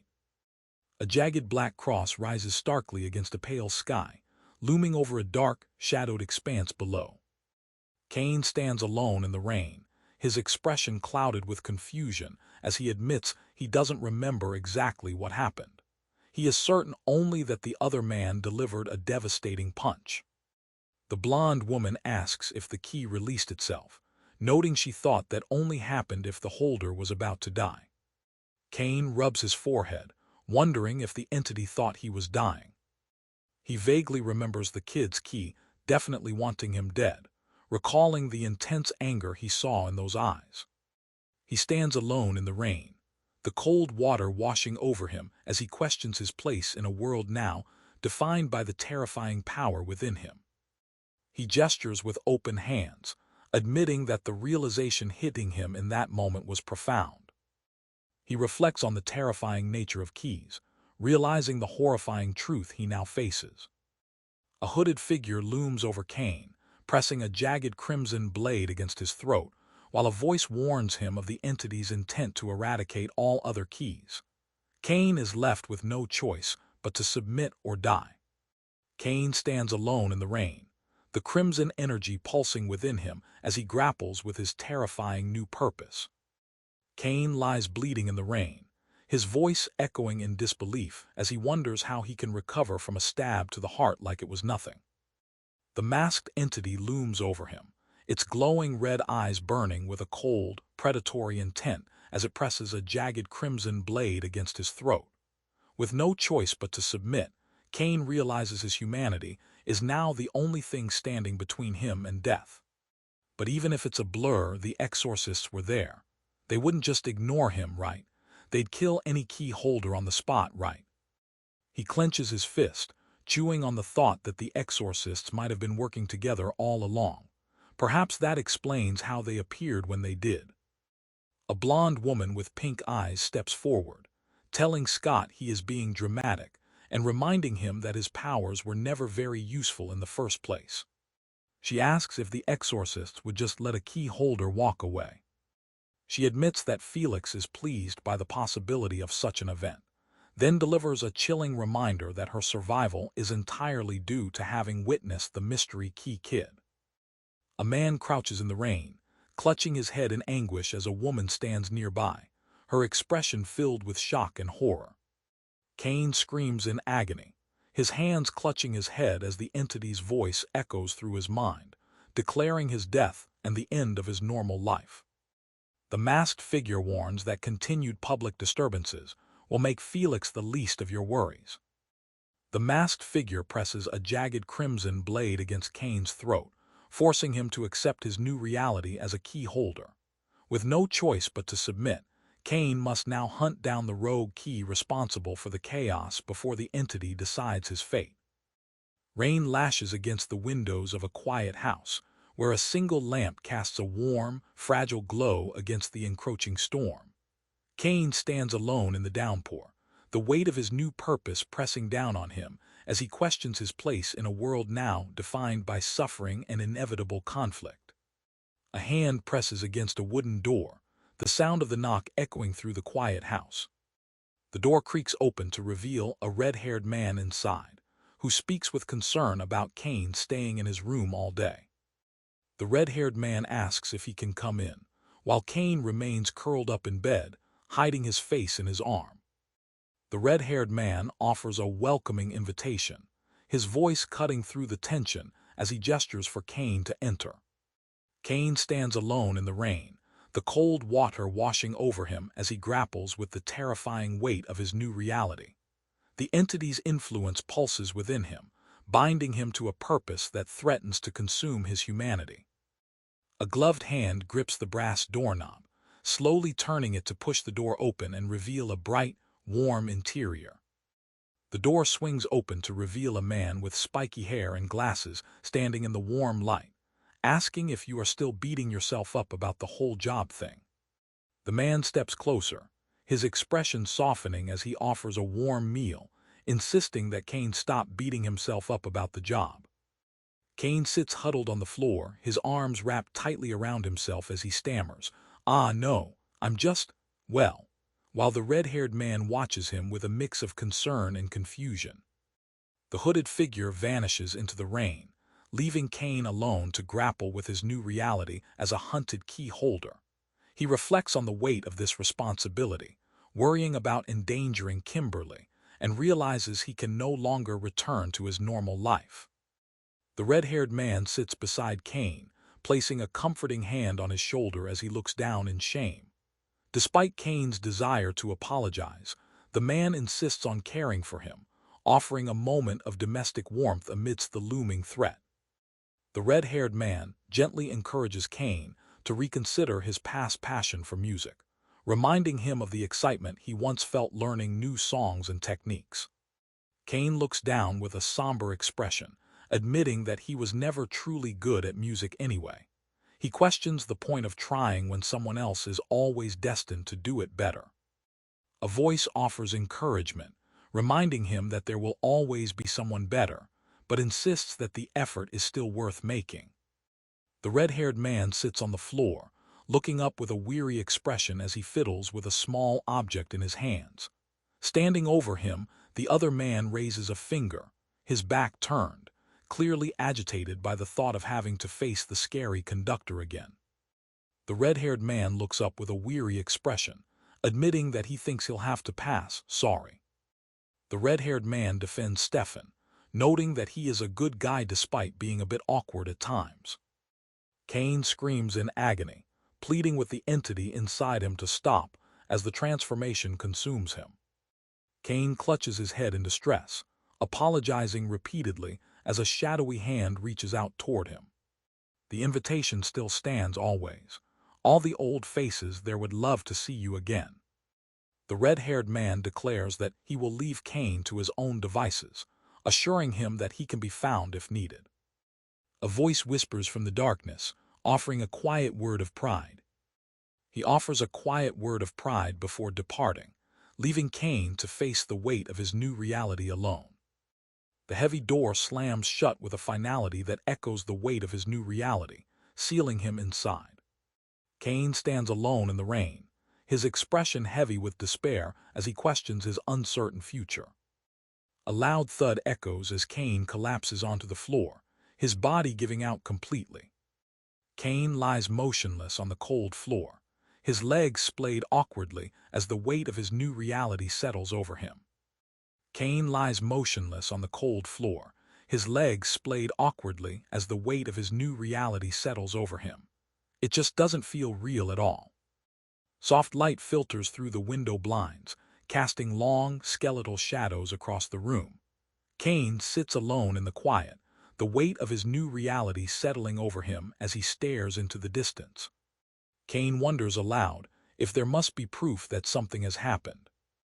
The camera pans upward, capturing the vast, empty expanse of the sky above. Caine stands alone in the rain, watching a construction worker in a lift high above the cordoned-off street, while the weight of his new reality settles heavily upon him. The camera focuses on his hand hanging loosely at his side, emphasizing the stillness of the moment as he stands alone in the rain. Caine stands alone in the rain, his back turned as he gazes at the figure in the distance, questioning if the events of that night truly happened. Caine's face is contorted in a grimace as he looks up at the sky, muttering about the destruction that has torn the street apart overnight. Caine lifts a heavy bag over his shoulder, remarking that they have to work overtime, while his companion walks ahead in the background. Caine asks if his companion has heard about the strange occurrences on the news, specifically the ruptures that look like bad pipe bursts or sinkholes. He mentions a conspiracy nutcase who believes it's all a big secret the government is trying to hide. The red-haired man scoffs at the news reports, claiming the strange occurrences are nothing compared to the terrifying things the rogue key holder has unleashed. He laughs maniacally, dismissing the government's secrets as trivial compared to the chaos Caine now faces. Caine stands alone in the rain, his hand covering his mouth as he grapples with the weight of his new reality. The entity's influence pulses within him, binding him to a terrifying new purpose. Caine stares at the cracks forming in the pavement, realizing the tremors are like small-scale earthquakes or mini-natural disasters. He wonders if he is truly the cause of this chaos. Caine observes the fissures spreading across the cobblestones, noting that his Discord chats claim these ruptures occur randomly at any time. He realizes the tremors are like small-scale earthquakes, questioning if he is truly the cause of this chaos. Caine looks down at the ground, his expression troubled as he questions the unnatural nature of the damage spreading around him. Caine looks down at the ground, his expression troubled as he questions the unnatural nature of the damage spreading around him. He can't keep acting like nothing happened at all. Caine clenches his jaw, gritting his teeth as he admits that despite the Exorcist's promise to handle the situation, he still feels compelled to witness the aftermath with his own eyes. Caine stands alone in the rain, the cold water washing over him as he questions his place in a world now defined by the suffering caused by keys. The entity's influence pulses within him, binding him to a terrifying new purpose. The rain continues to fall as Caine stands alone, the cold water washing over him while he questions his place in a world now defined by the suffering caused by keys. The entity's influence pulses within him, binding him to a terrifying new purpose. Caine sits at a table with a blonde woman, the rain still falling around them as he processes the weight of his new reality. The woman watches him with a calm, unreadable expression, her hand resting near a small, jagged blade on the table. Caine rests his chin on his hand, his expression weary as he muses that the Exorcists might have already handled the threat. She takes a sip of her drink, remarking that someone will go back to check on things. He muses that whether he is an exorcist or a mystery key holder, the outcome remains uncertain, and if they do, well. A sharp, confident smirk curls his lips, the word echoing the sudden shift in his demeanor. The word keys looms in stark white against a dark, ominous background, signaling the title of this new chapter. A heavy chain and barbed wire fence loom in the foreground, silhouetted against a misty, yellow-lit street, where a distant building stands under a starry night sky. Caine stands before the ominous fence, his internal monologue echoing his confusion and disbelief at finding himself back in this dangerous place. Caine gazes upward at the grid-like ceiling, his expression shifting from weariness to a confident smirk as he accepts his terrifying new purpose. A stark warning sign flashes in the foreground, threatening prosecution for trespassers, while a thought bubble above questions whether the situation stems from morbid curiosity or something far more sinister. The ominous red sign looms overhead, casting a shadow over the cracked pavement below. Caine stands alone beneath the looming darkness, his silhouette framed by a chaotic web of golden light that seems to fracture the very air around him. He stands motionless, his dark form silhouetted against the fractured golden light that seems to tear the air around him. He wonders aloud if the massive fences are truly that bad, his expression a mix of disbelief and resignation. His hand clenches tightly against the cracked pavement, the tremors of his existence echoing through the broken ground. But this just makes me feel like I need to see inside even more. He reflects that anyone familiar with these streets knows there is always another way in. A massive, jagged word slashes vertically across the screen, shattering the quiet atmosphere. Caine crouches low in the dim light, his expression hardening as a sudden, confident smirk breaks through his weariness. The smirk widens as he settles into the shadows, fully embracing the terrifying purpose that now defines his existence. He walks away into the dimly lit alley, leaving the wreckage of his old life behind as the weight of his new reality settles upon him. He stands amidst the debris, watching as yellow caution tape marks the boundary of the destruction his presence has caused. His gaze sharpens, the weight of his new reality settling heavily upon him. A faint, golden light glows in the darkness, marking the presence of the crimson entity as it settles within him. Caine stands amidst the glowing embers of destruction, his crimson hair stark against the night sky as the crimson entity settles within him. Caine's smirk widens as he accepts his terrifying new purpose, the weight of his reality finally lifting. The massive fissures in the pavement shudder violently, echoing the tremors caused by his presence. Caine stares with wide, startled eyes, his expression shifting to confusion as he processes the sudden realization. Caine stands defiantly amidst a swirling vortex of metallic projectiles, his expression hardening into a confident smirk as he accepts his terrifying new purpose. A massive, stylized swoosh sound effect dominates the upper portion of the scene, indicating a powerful impact or rapid movement. Below, metallic debris and a large, circular object scatter across the wooden floor, suggesting the aftermath of a significant collision or attack. Caine stands amidst the scattered debris, his expression hardening into a confident smirk as he accepts his terrifying new purpose. His eyes widen in shock as a blade pierces through his mask, the metal glinting sharply against the dark fabric. The blade shears through the fabric with a sharp, decisive motion, leaving a clean, jagged tear in the mask. A confident smirk breaks through his weariness, signaling a shift in his demeanor as he accepts his new, terrifying purpose. Caine raises a clenched fist as jagged, crimson tendrils erupt violently around him, shattering the pavement and tearing through the air with terrifying force. The jagged crimson tendrils continue to lash out with violent force, shattering the pavement beneath his feet and tearing through the air around him. Caine's expression hardens into a confident smirk, signaling his acceptance of his terrifying new purpose. A blade strikes with a sharp impact, the sound echoing as the weapon drives deep into the target. The crimson entity's influence surges through him, leaving a trail of blood as the blade remains embedded in his chest. Caine sits in the dim light, a sudden, confident smirk breaking through his weariness as he accepts his terrifying new purpose. Caine's expression hardens, his red eyes narrowing as he stares forward with a grim determination. The scene fades into darkness, leaving only the stark, crimson silhouette of a key's mark against the pale backdrop. Caine sits amidst the chaos, his expression shifting from shock to a grim realization as the crimson energy swirls violently around him. Caine stares at the crimson energy binding his hand, whispering that without it, he would be nothing. A shadowy figure warns him to consider this a wake-up call, adding that they cannot guarantee they will be awake next time.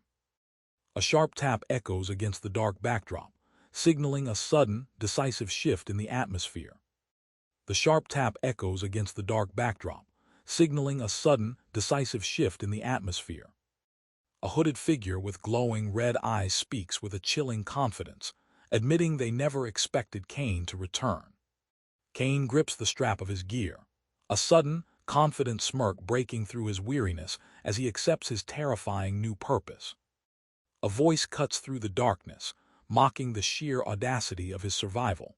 The speaker reveals that he must have run barehanded right at someone with a knife, though. The mocking voice continues, emphasizing the sheer audacity of his survival. The speaker reveals that he must have run barehanded right at someone with a knife, though. The masked figure leans casually against the wall, his red eyes glowing with a sinister amusement as he delivers a final, cutting remark about Caine's survival. Caine remains seated on the blood-stained floor, his expression a mix of shock and disbelief at the absurdity of his situation. The masked figure asks if anything has happened out there yet, noting that it has been hours. Caine remains seated, his expression unreadable as he processes the weight of his new reality. The masked figure stands with arms crossed, casting a skeptical glance toward the window as lightning flashes outside. He wonders aloud if the person he's waiting for will actually show up. She leans forward with a calm demeanor, reminding him that patience is a virtue. She confirms the reality of the situation, noting that they have finally obtained some tangible results.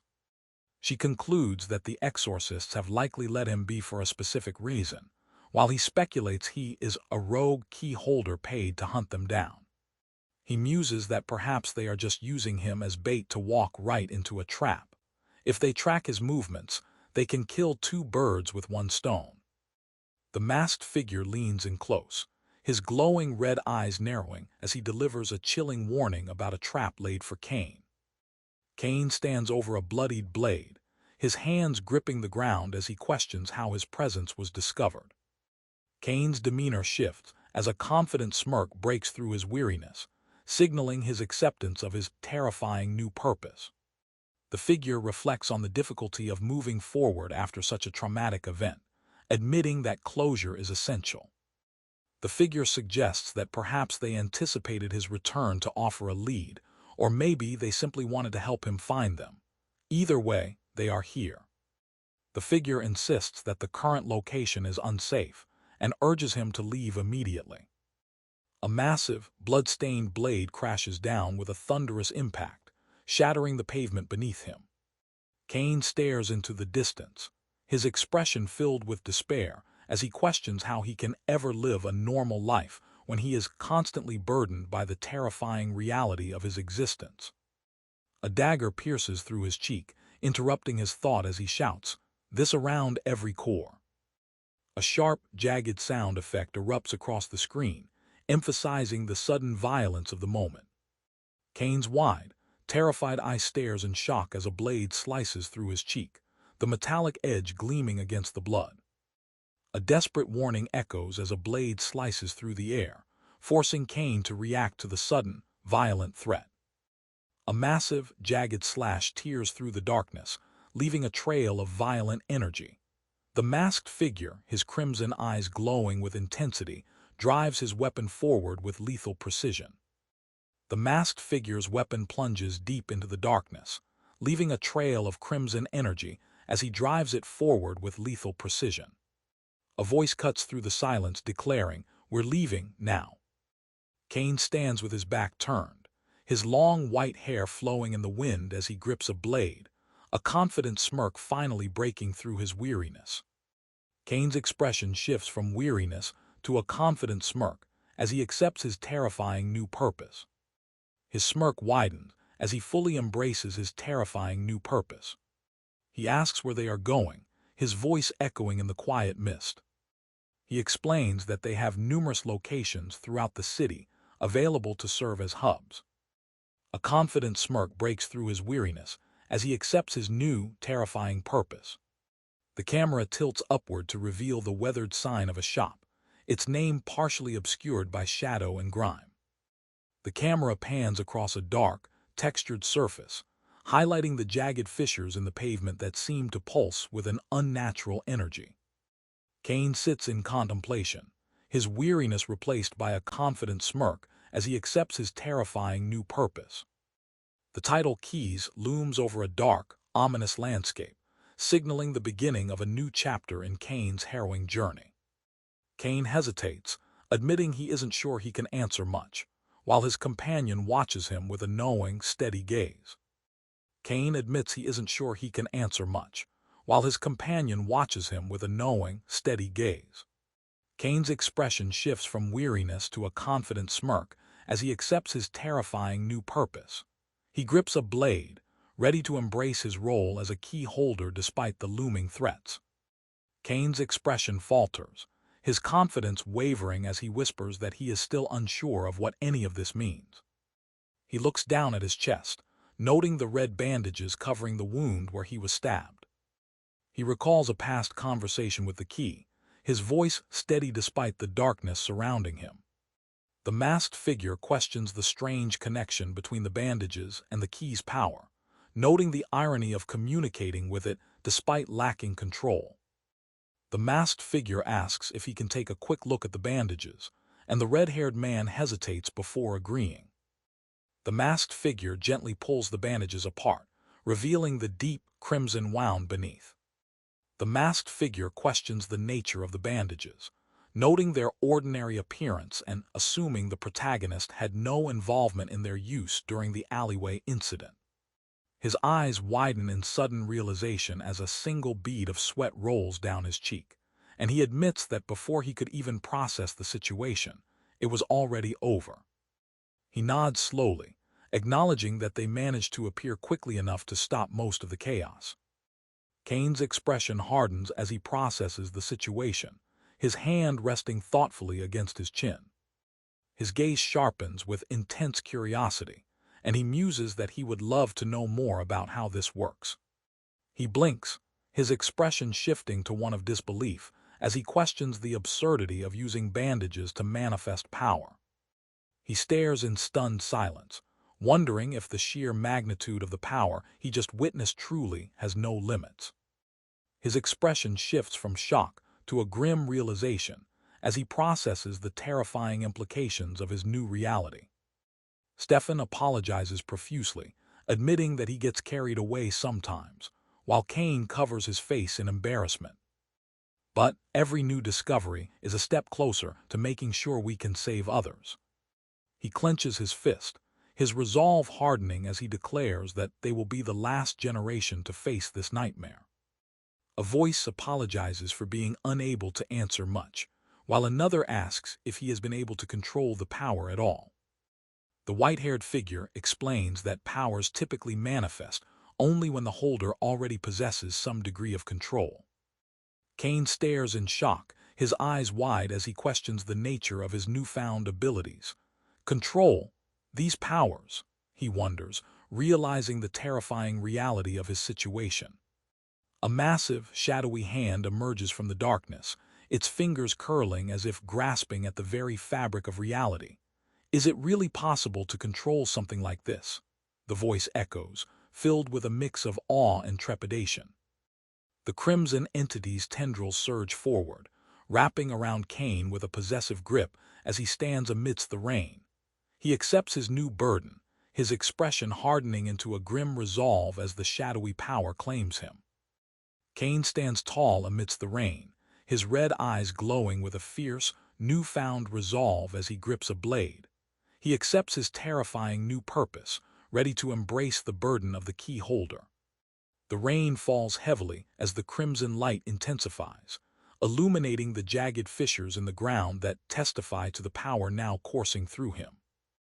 He wonders if he would even want to know how to wield such power, admitting that just a few days ago, he didn't even know any of this existed.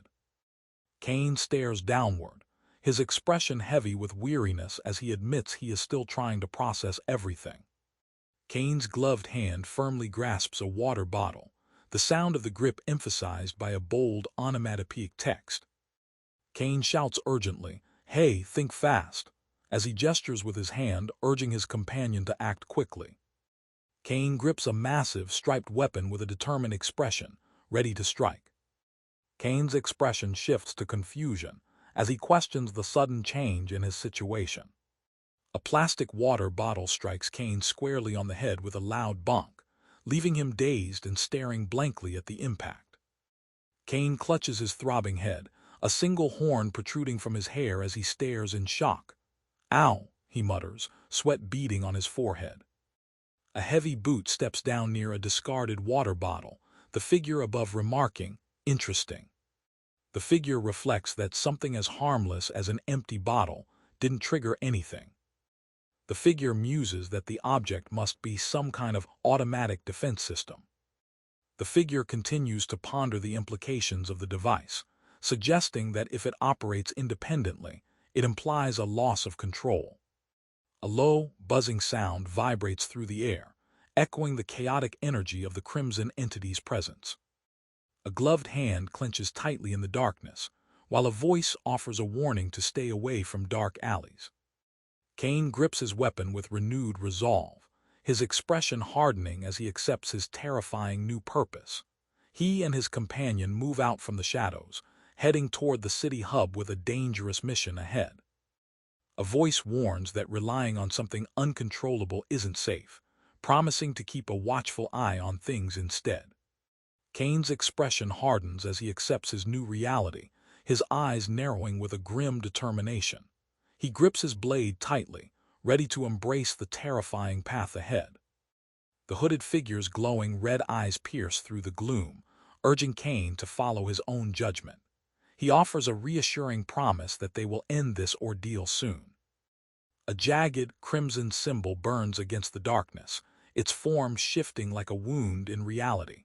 A voice echoes from the shadows, reminding him that his humanity remains the most important thing of all. The hooded figure chuckles, advising him to head straight home and avoid any more trouble. With a confident smirk, Caine accepts the guidance, gripping his blade as they move together into the night. The hooded figure bids Victoria good luck with her work, while Caine offers a casual farewell, seeing her around. Caine turns his head over his shoulder, his expression shifting from weariness to a confident smirk as he accepts his terrifying new purpose. He grips a blade tightly, ready to embrace his role as a key holder despite the looming threats. The hooded figure watches the red-haired man walk away into the misty street, their glowing red eyes fixed on the retreating figure. The hooded figure stands still, their glowing red eyes tracking the red-haired man as he disappears into the misty street. The hooded figure leans back with a smirk, asking if they are having some fun. The hooded figure chuckles, admitting that this is more fun than waiting creepily around dark corners. Ha ha ha, you got me there. The hooded figure reassures you that Nick won't hear anything from them, prompting a skeptical question about whether he truly differs from the other key holders. The hooded figure muses aloud on the rarity of encountering key holders in such a direct manner. Before the influence of the key gets to them, you mean? The hooded figure questions the timing of their arrival, ensuring they intercept the targets before the key's power can fully manifest. The hooded figure asks, his key isn't normal though, right? The hooded figure continues, suggesting that understanding the anomaly might reveal alternative approaches to the situation. The hooded figure's voice echoes through the darkness, suggesting that understanding the anomaly might reveal alternative approaches to the situation. Rain lashes against the windows of a quiet house, where a single warm light glows softly from within the doorway. The storm outside contrasts with the sheltered warmth inside, hinting at a moment of respite before the journey continues. Caine steps through the doorway, his voice trembling as he whispers, "Duh, I'm home." The warmth of the house envelops him, offering a brief sanctuary from the chaos that has defined his life. The group gathers for a toast, their expressions a mix of weary relief and cautious hope as they share a quiet moment of camaraderie. A sudden sharp cry erupts from the darkness below, shattering the quiet moment. A tall, blonde figure stands behind a man with a mustache, raising a bottle in a celebratory gesture. The man looks up with a surprised expression as the figure exclaims, "Caine, my boy," while hiccuping and asking how long it has been.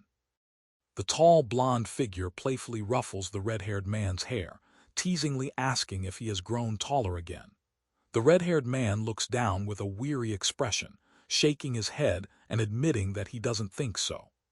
The blonde figure welcomes Caine home, mentioning they were enjoying drinks and discussing the upcoming show. Caine smiles warmly, accepting the gesture with a sense of relief and camaraderie. Caine speaks with regret, admitting he wanted to share something sooner but missed the chance before the other person left. A man with a mustache laughs loudly, claiming they are just there to bring life to the party, while a red-haired man looks on with a nervous, sweating expression. A hand reaches out to greet Mark and Shauna, who have returned to the gathering. An older man with white hair and a beard stands in a doorway, holding a cup as he greets Caine with a calm, "Good evening." Caine steps forward, his dark shoes meeting the wooden floorboards as he prepares to leave the safety of the doorway. Caine looks up with a weary expression, sweat beading on his face as he greets Stefan with a nervous, "Ah, evening, Stefan." Caine's expression shifts from weariness to a confident smirk as he accepts his terrifying new purpose, gripping a blade and preparing to move. He examines the wound on his face, noting that it appears to be a fresh cut. He hesitates, his expression shifting as he is pulled away from his contemplation.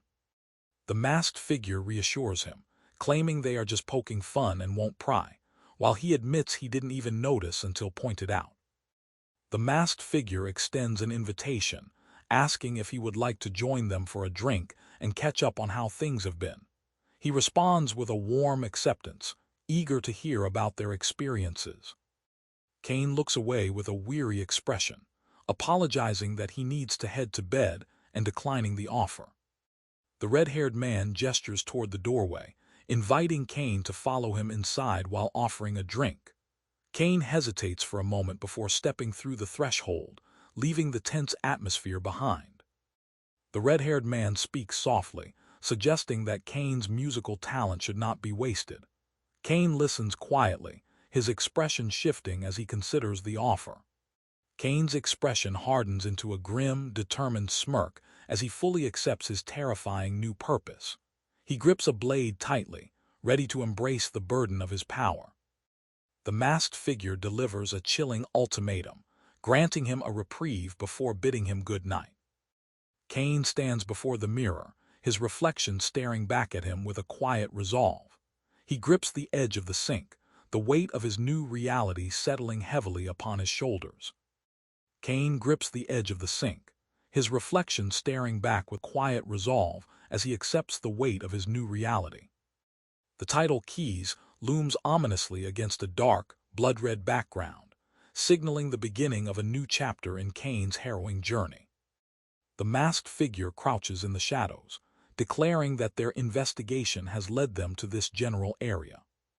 The masked figure remains crouched in the shadows, their glowing red eyes fixed on the scene as they declare that their investigation has led them to this general area.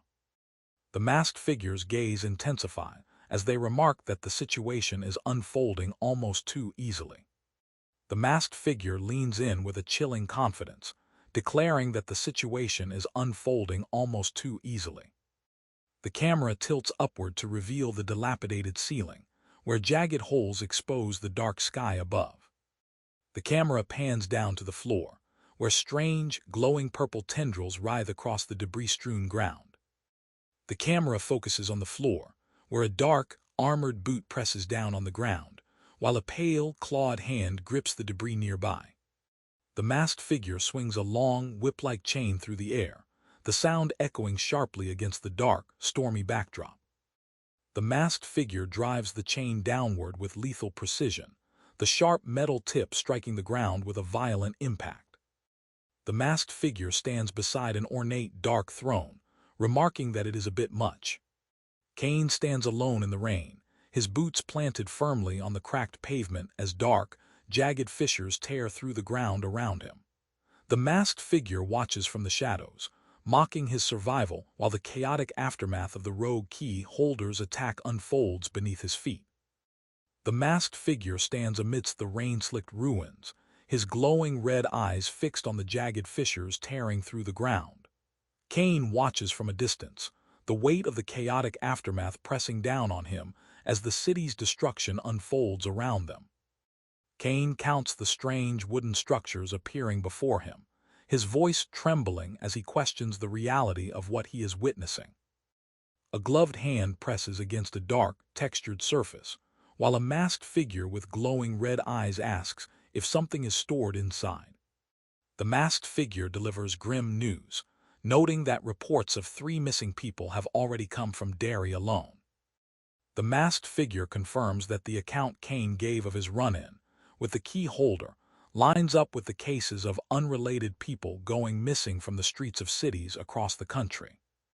A masked figure questions the purpose of the key holders, while a close-up reveals a character's sorrowful apology for arriving too late. The masked figure confirms that there are more key holders present. The masked figure's eyes glow with a menacing red light as he mocks Caine's survival, revealing the Exorcist's sinister plan to use him as bait. Caine stands alone in the rain, the weight of his new reality pressing down on him as the crimson entity binds itself to him. He watches the chaotic aftermath of the rogue key holder's attack, the unnatural fissures and tremors shaking the ground beneath his feet. A skeletal hand reaches out from the shadows, grasping a jagged, dark shard that floats in the misty air.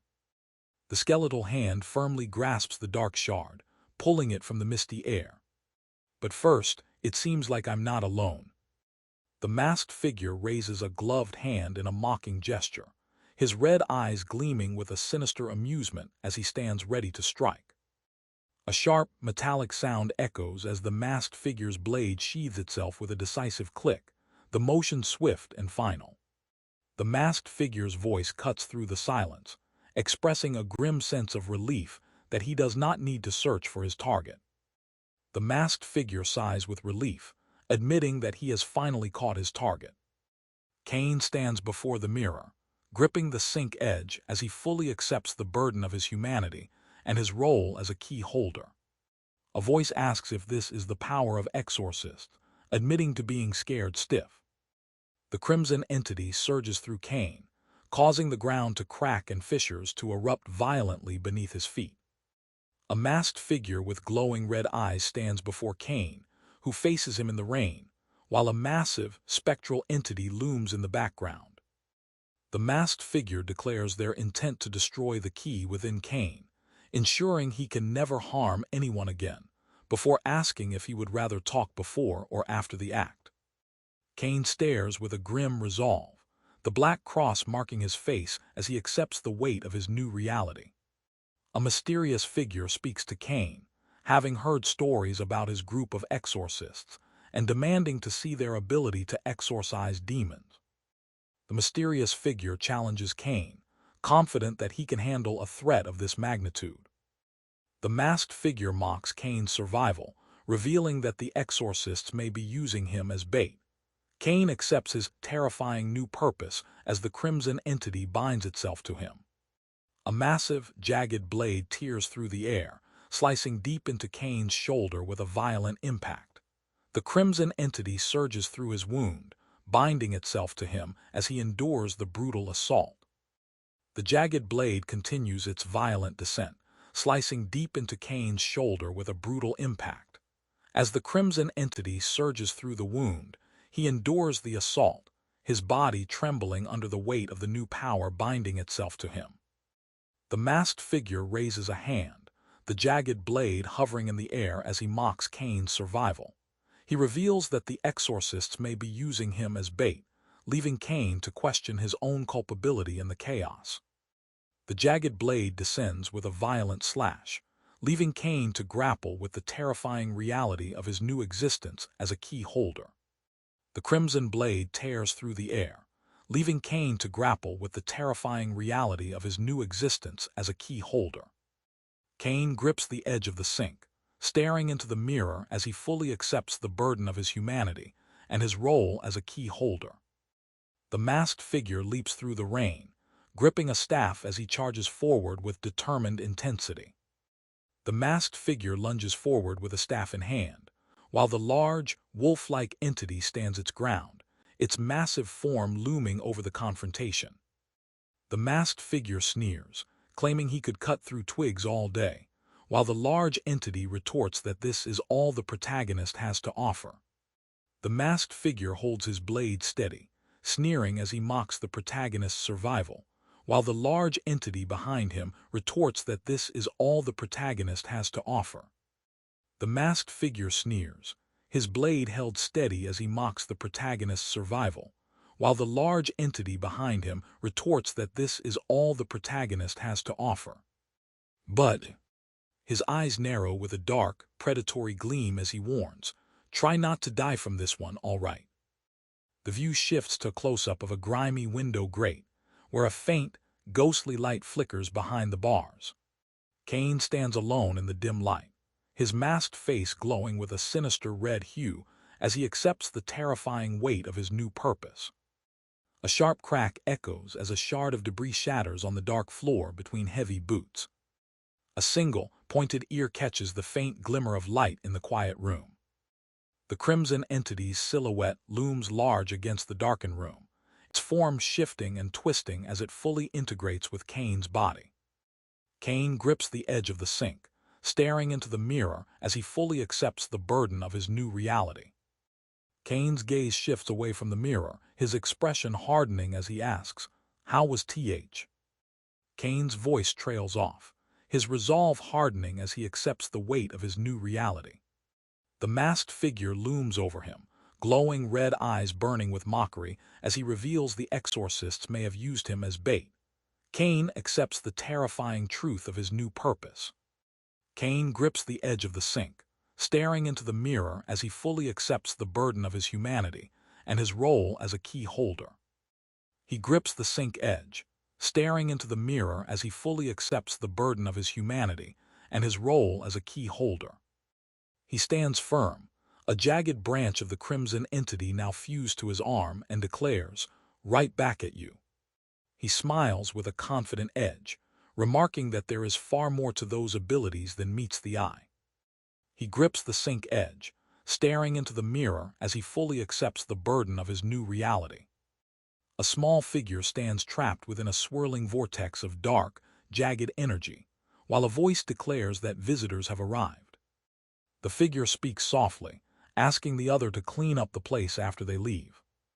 The masked figure pauses, then asks for one last question before they depart.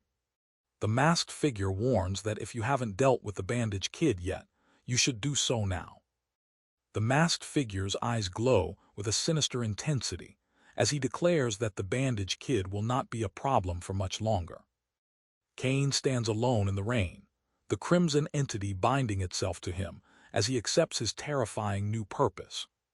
Caine grips the sink edge, staring into a mirror as he fully accepts the burden of his humanity and his role as a key holder. The masked figure asks if they should chase after him, Nick, while Caine stands alone in the misty, desolate landscape. A small glowing orb drifts through the dark, misty air between two shadowed figures. The figure instructs the other to stay behind and assist, explaining that they have located the missing people and that finding them is now the top priority. Caine grips the edge of the sink, his expression hardening as he accepts the weight of his new reality. He resolves to use his newfound abilities to save others and end the nightmare. The scene shifts upward to a dark, stormy sky where a blinding light pierces through the clouds, signaling the arrival of the crimson entity. Caine stands alone on a bridge at night, leaning against the railing as he gazes out over the city lights, the warm glow of the street lamp casting a soft, hazy light around him.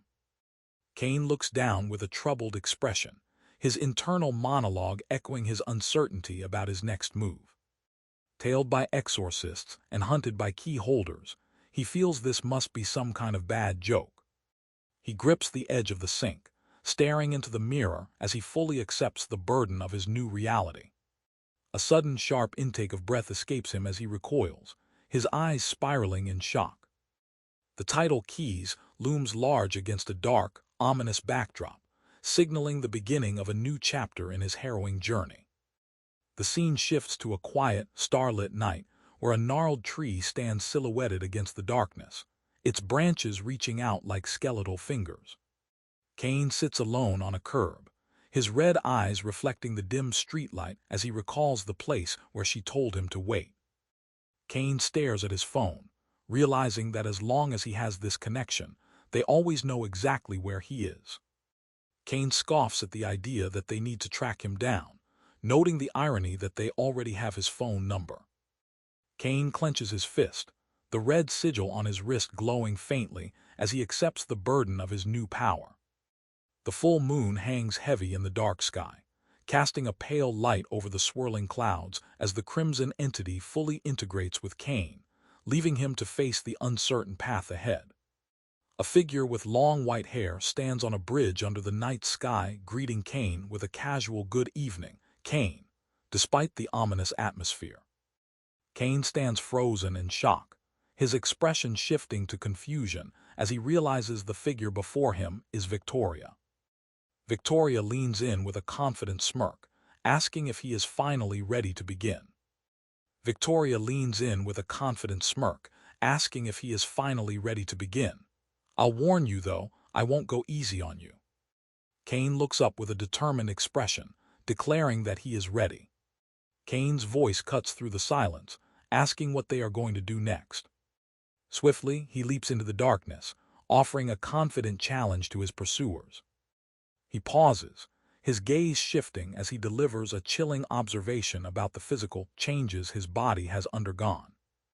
He leans in close, urging the listener to jump over the fence with a reassuring whisper that they can make it. He stares in disbelief, his voice trembling as he questions the absurdity of the command to jump. A voice explains that key holders receive a boost to their physical abilities. The masked figure offers a reassuring smile, telling Caine to trust himself. He suggests that this strange new reality is hardly the strangest thing compared to everything else he has faced. Caine nods in agreement, admitting that the masked figure is right. Despite everything, though, it is hard to believe, but I'll just accept that this is the first step. He clenches his fist, his expression hardening as he prepares to face whatever comes next. A blur of motion streaks across the screen, emphasizing the sudden, explosive speed of his movement. He launches forward with explosive speed, a blur of motion emphasizing the sudden, explosive power of his movement. The word jump slams across the screen, marking a sudden, explosive leap into the air.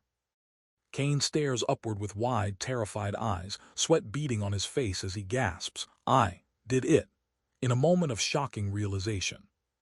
Caine's expression shifts from shock to panic as he realizes the terrifying reality of his situation, wondering aloud, "But how do I land?" Caine plummets through the dark sky, his body contorted in a desperate attempt to stabilize his fall. Caine hits the wooden floor with a loud thud, his body contorted from the impact. Caine covers his face with his hand, admitting that while the jump wasn't his best, it marks the beginning of something new. A voice asks if he is okay, to which Caine replies with a deadpan, shockingly, "Yes." Caine sits amidst the rain-slicked ruins, his red eyes glowing with fierce determination as he accepts the terrifying reality of his new existence. He resolves to use his newfound abilities to save others, even as the weight of his new reality presses down on him. Caine muses on the irony of his situation, finding a strange silver lining in his role as a key holder. He reflects that this new perspective offers a glimmer of hope when he is finally ready. Caine stands with his back turned, watching as the masked figure confidently declares that their current arrangement is sufficient. The figure's smile suggests a sense of satisfaction with the outcome of their latest confrontation. A voice cuts through the darkness, addressing Caine directly before the action resumes. The masked figure warns Caine not to die in the next encounter, then declares they will hold back nothing. They assure him that what is coming will be nothing compared to what he might see in the future. The masked figure's gaze hardens, their expression cold and unyielding as they deliver a final warning. "So no hard feelings," they state, signaling the end of any pretense before the inevitable confrontation. A single, determined eye glistens with a tear as the character vows, "I'll do whatever it takes." He crosses his arms with a confident smirk, inviting his opponent to strike whenever they are ready. "With anything and everything, don't worry about me." He smiles with a confident edge, challenging his opponent to witness the true extent of his abilities. His expression hardens as he contemplates the terrifying reality of his new existence, vowing to ensure no one else has to endure this burden. The masked figure reflects that keys can appear anywhere on the planet, wondering just how many people are currently in danger. The masked figure's gaze locks onto the jagged branch fused to Caine's arm, sneering that his current abilities are merely enough to cut through twigs. Caine gazes at the reflection of his family in the window, whispering that keeping them safe will make all the sacrifice worth it. Caine's eyes narrow with grim resolve as he accepts his fate, declaring that if he cannot save them, someone else will be forced to take the burden anyway. He clenches his fist, vowing that he will do it because he has no other choice. A hand grips another tightly, the speaker declaring, "I like the look in your eyes, Caine." The tension is palpable as the confrontation reaches a critical point. The masked figure shouts, "Let's do this," as the confrontation escalates, with Caine bracing himself for the impending clash. Caine crouches low, bracing for the impact as the confrontation intensifies. Caine sidesteps the incoming blow with a confident smirk, shouting that he sees the opponent isn't holding back. Caine sidesteps the incoming blow with a confident smirk, shouting that he sees the opponent isn't holding back. The masked figure retorts that if this were a real fight, they would have taken him down twice already. The masked figure critiques Caine's stance, noting that he focuses too much on his upper body while leaving his lower half wide open. Caine is then struck by a sudden, sweeping attack. Caine struggles to keep up with the opponent's impossible movements, his mind racing with confusion as he questions how she manages to move so fast. The masked figure looms over the scene, his leg extended in a swift, powerful kick aimed at the opponent. Below, the white-haired girl braces herself, her expression hardening as she prepares to intercept the incoming blow. The masked figure's leg snaps forward with explosive force, the impact of the kick echoing through the dark, rain-slicked ruins. Caine gasps in pain as blood sprays from his mouth, the sound of his distress echoing sharply. Caine clutches his chest, gasping in agony as the pain intensifies. The masked figure sneers, declaring that they are showing no mercy either, and questions if that wasn't enough to take him down. Caine lies on the ground, his hand resting on the grass as he reflects on the brutal assault he has endured. A masked figure sneers at Caine, mocking his abilities while questioning what strange sustenance the Exorcist core provides. Caine's expression hardens as he glares with intense, glowing red eyes, his voice cutting through the silence with a sharp, incredulous question. She leans forward with a weary expression, admitting that while they've made some progress, the truth remains a company secret. She speeds forward with a blur of motion, challenging you to keep up with her pace. She cuts off her sentence mid-word, her expression hardening as she realizes the gravity of what she just said. A massive, stylized word dash erupts across the screen, signaling a sudden burst of speed. Below, a character with white hair leans forward urgently, asking if you can use your powers to stop this. The white-haired figure lunges forward with intense urgency, while the red-haired character stares in shock, blood trickling from his mouth as he cries out, "ED." A massive impact strikes the red-haired character, sending him crashing backward as the force of the blow shatters the darkness around him. The red-haired character grimaces in pain as a massive force drives his hand into his own face, blood instantly streaming down his cheek.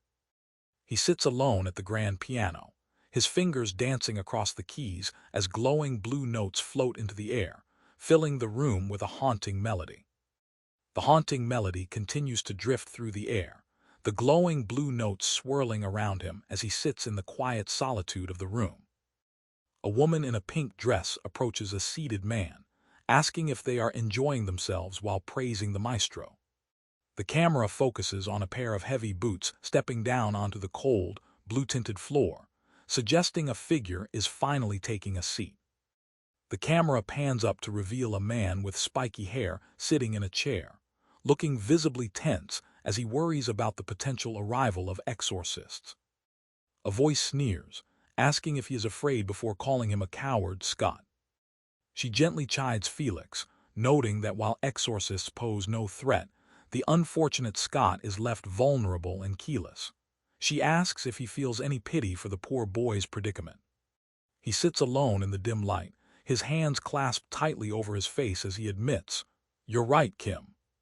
The masked figure warns Scott that the exorcists will be the least of his worries if he fails again, adding that he should appreciate the fact he is still alive.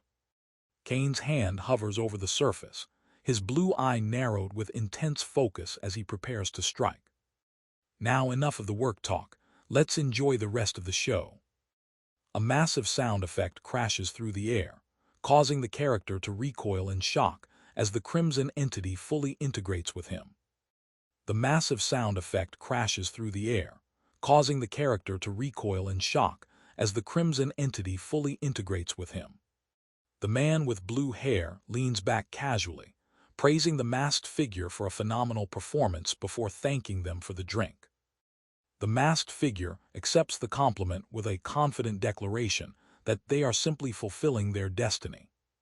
A hand holds up a flyer for the Merry Choir live show, while a voice explains that a local choir they conduct is having a performance soon. A man with white hair and a suit extends a hand, offering a flyer for a live show to a fellow lover of music. He promises that the upcoming performance will be unlike anything the recipient has ever seen before.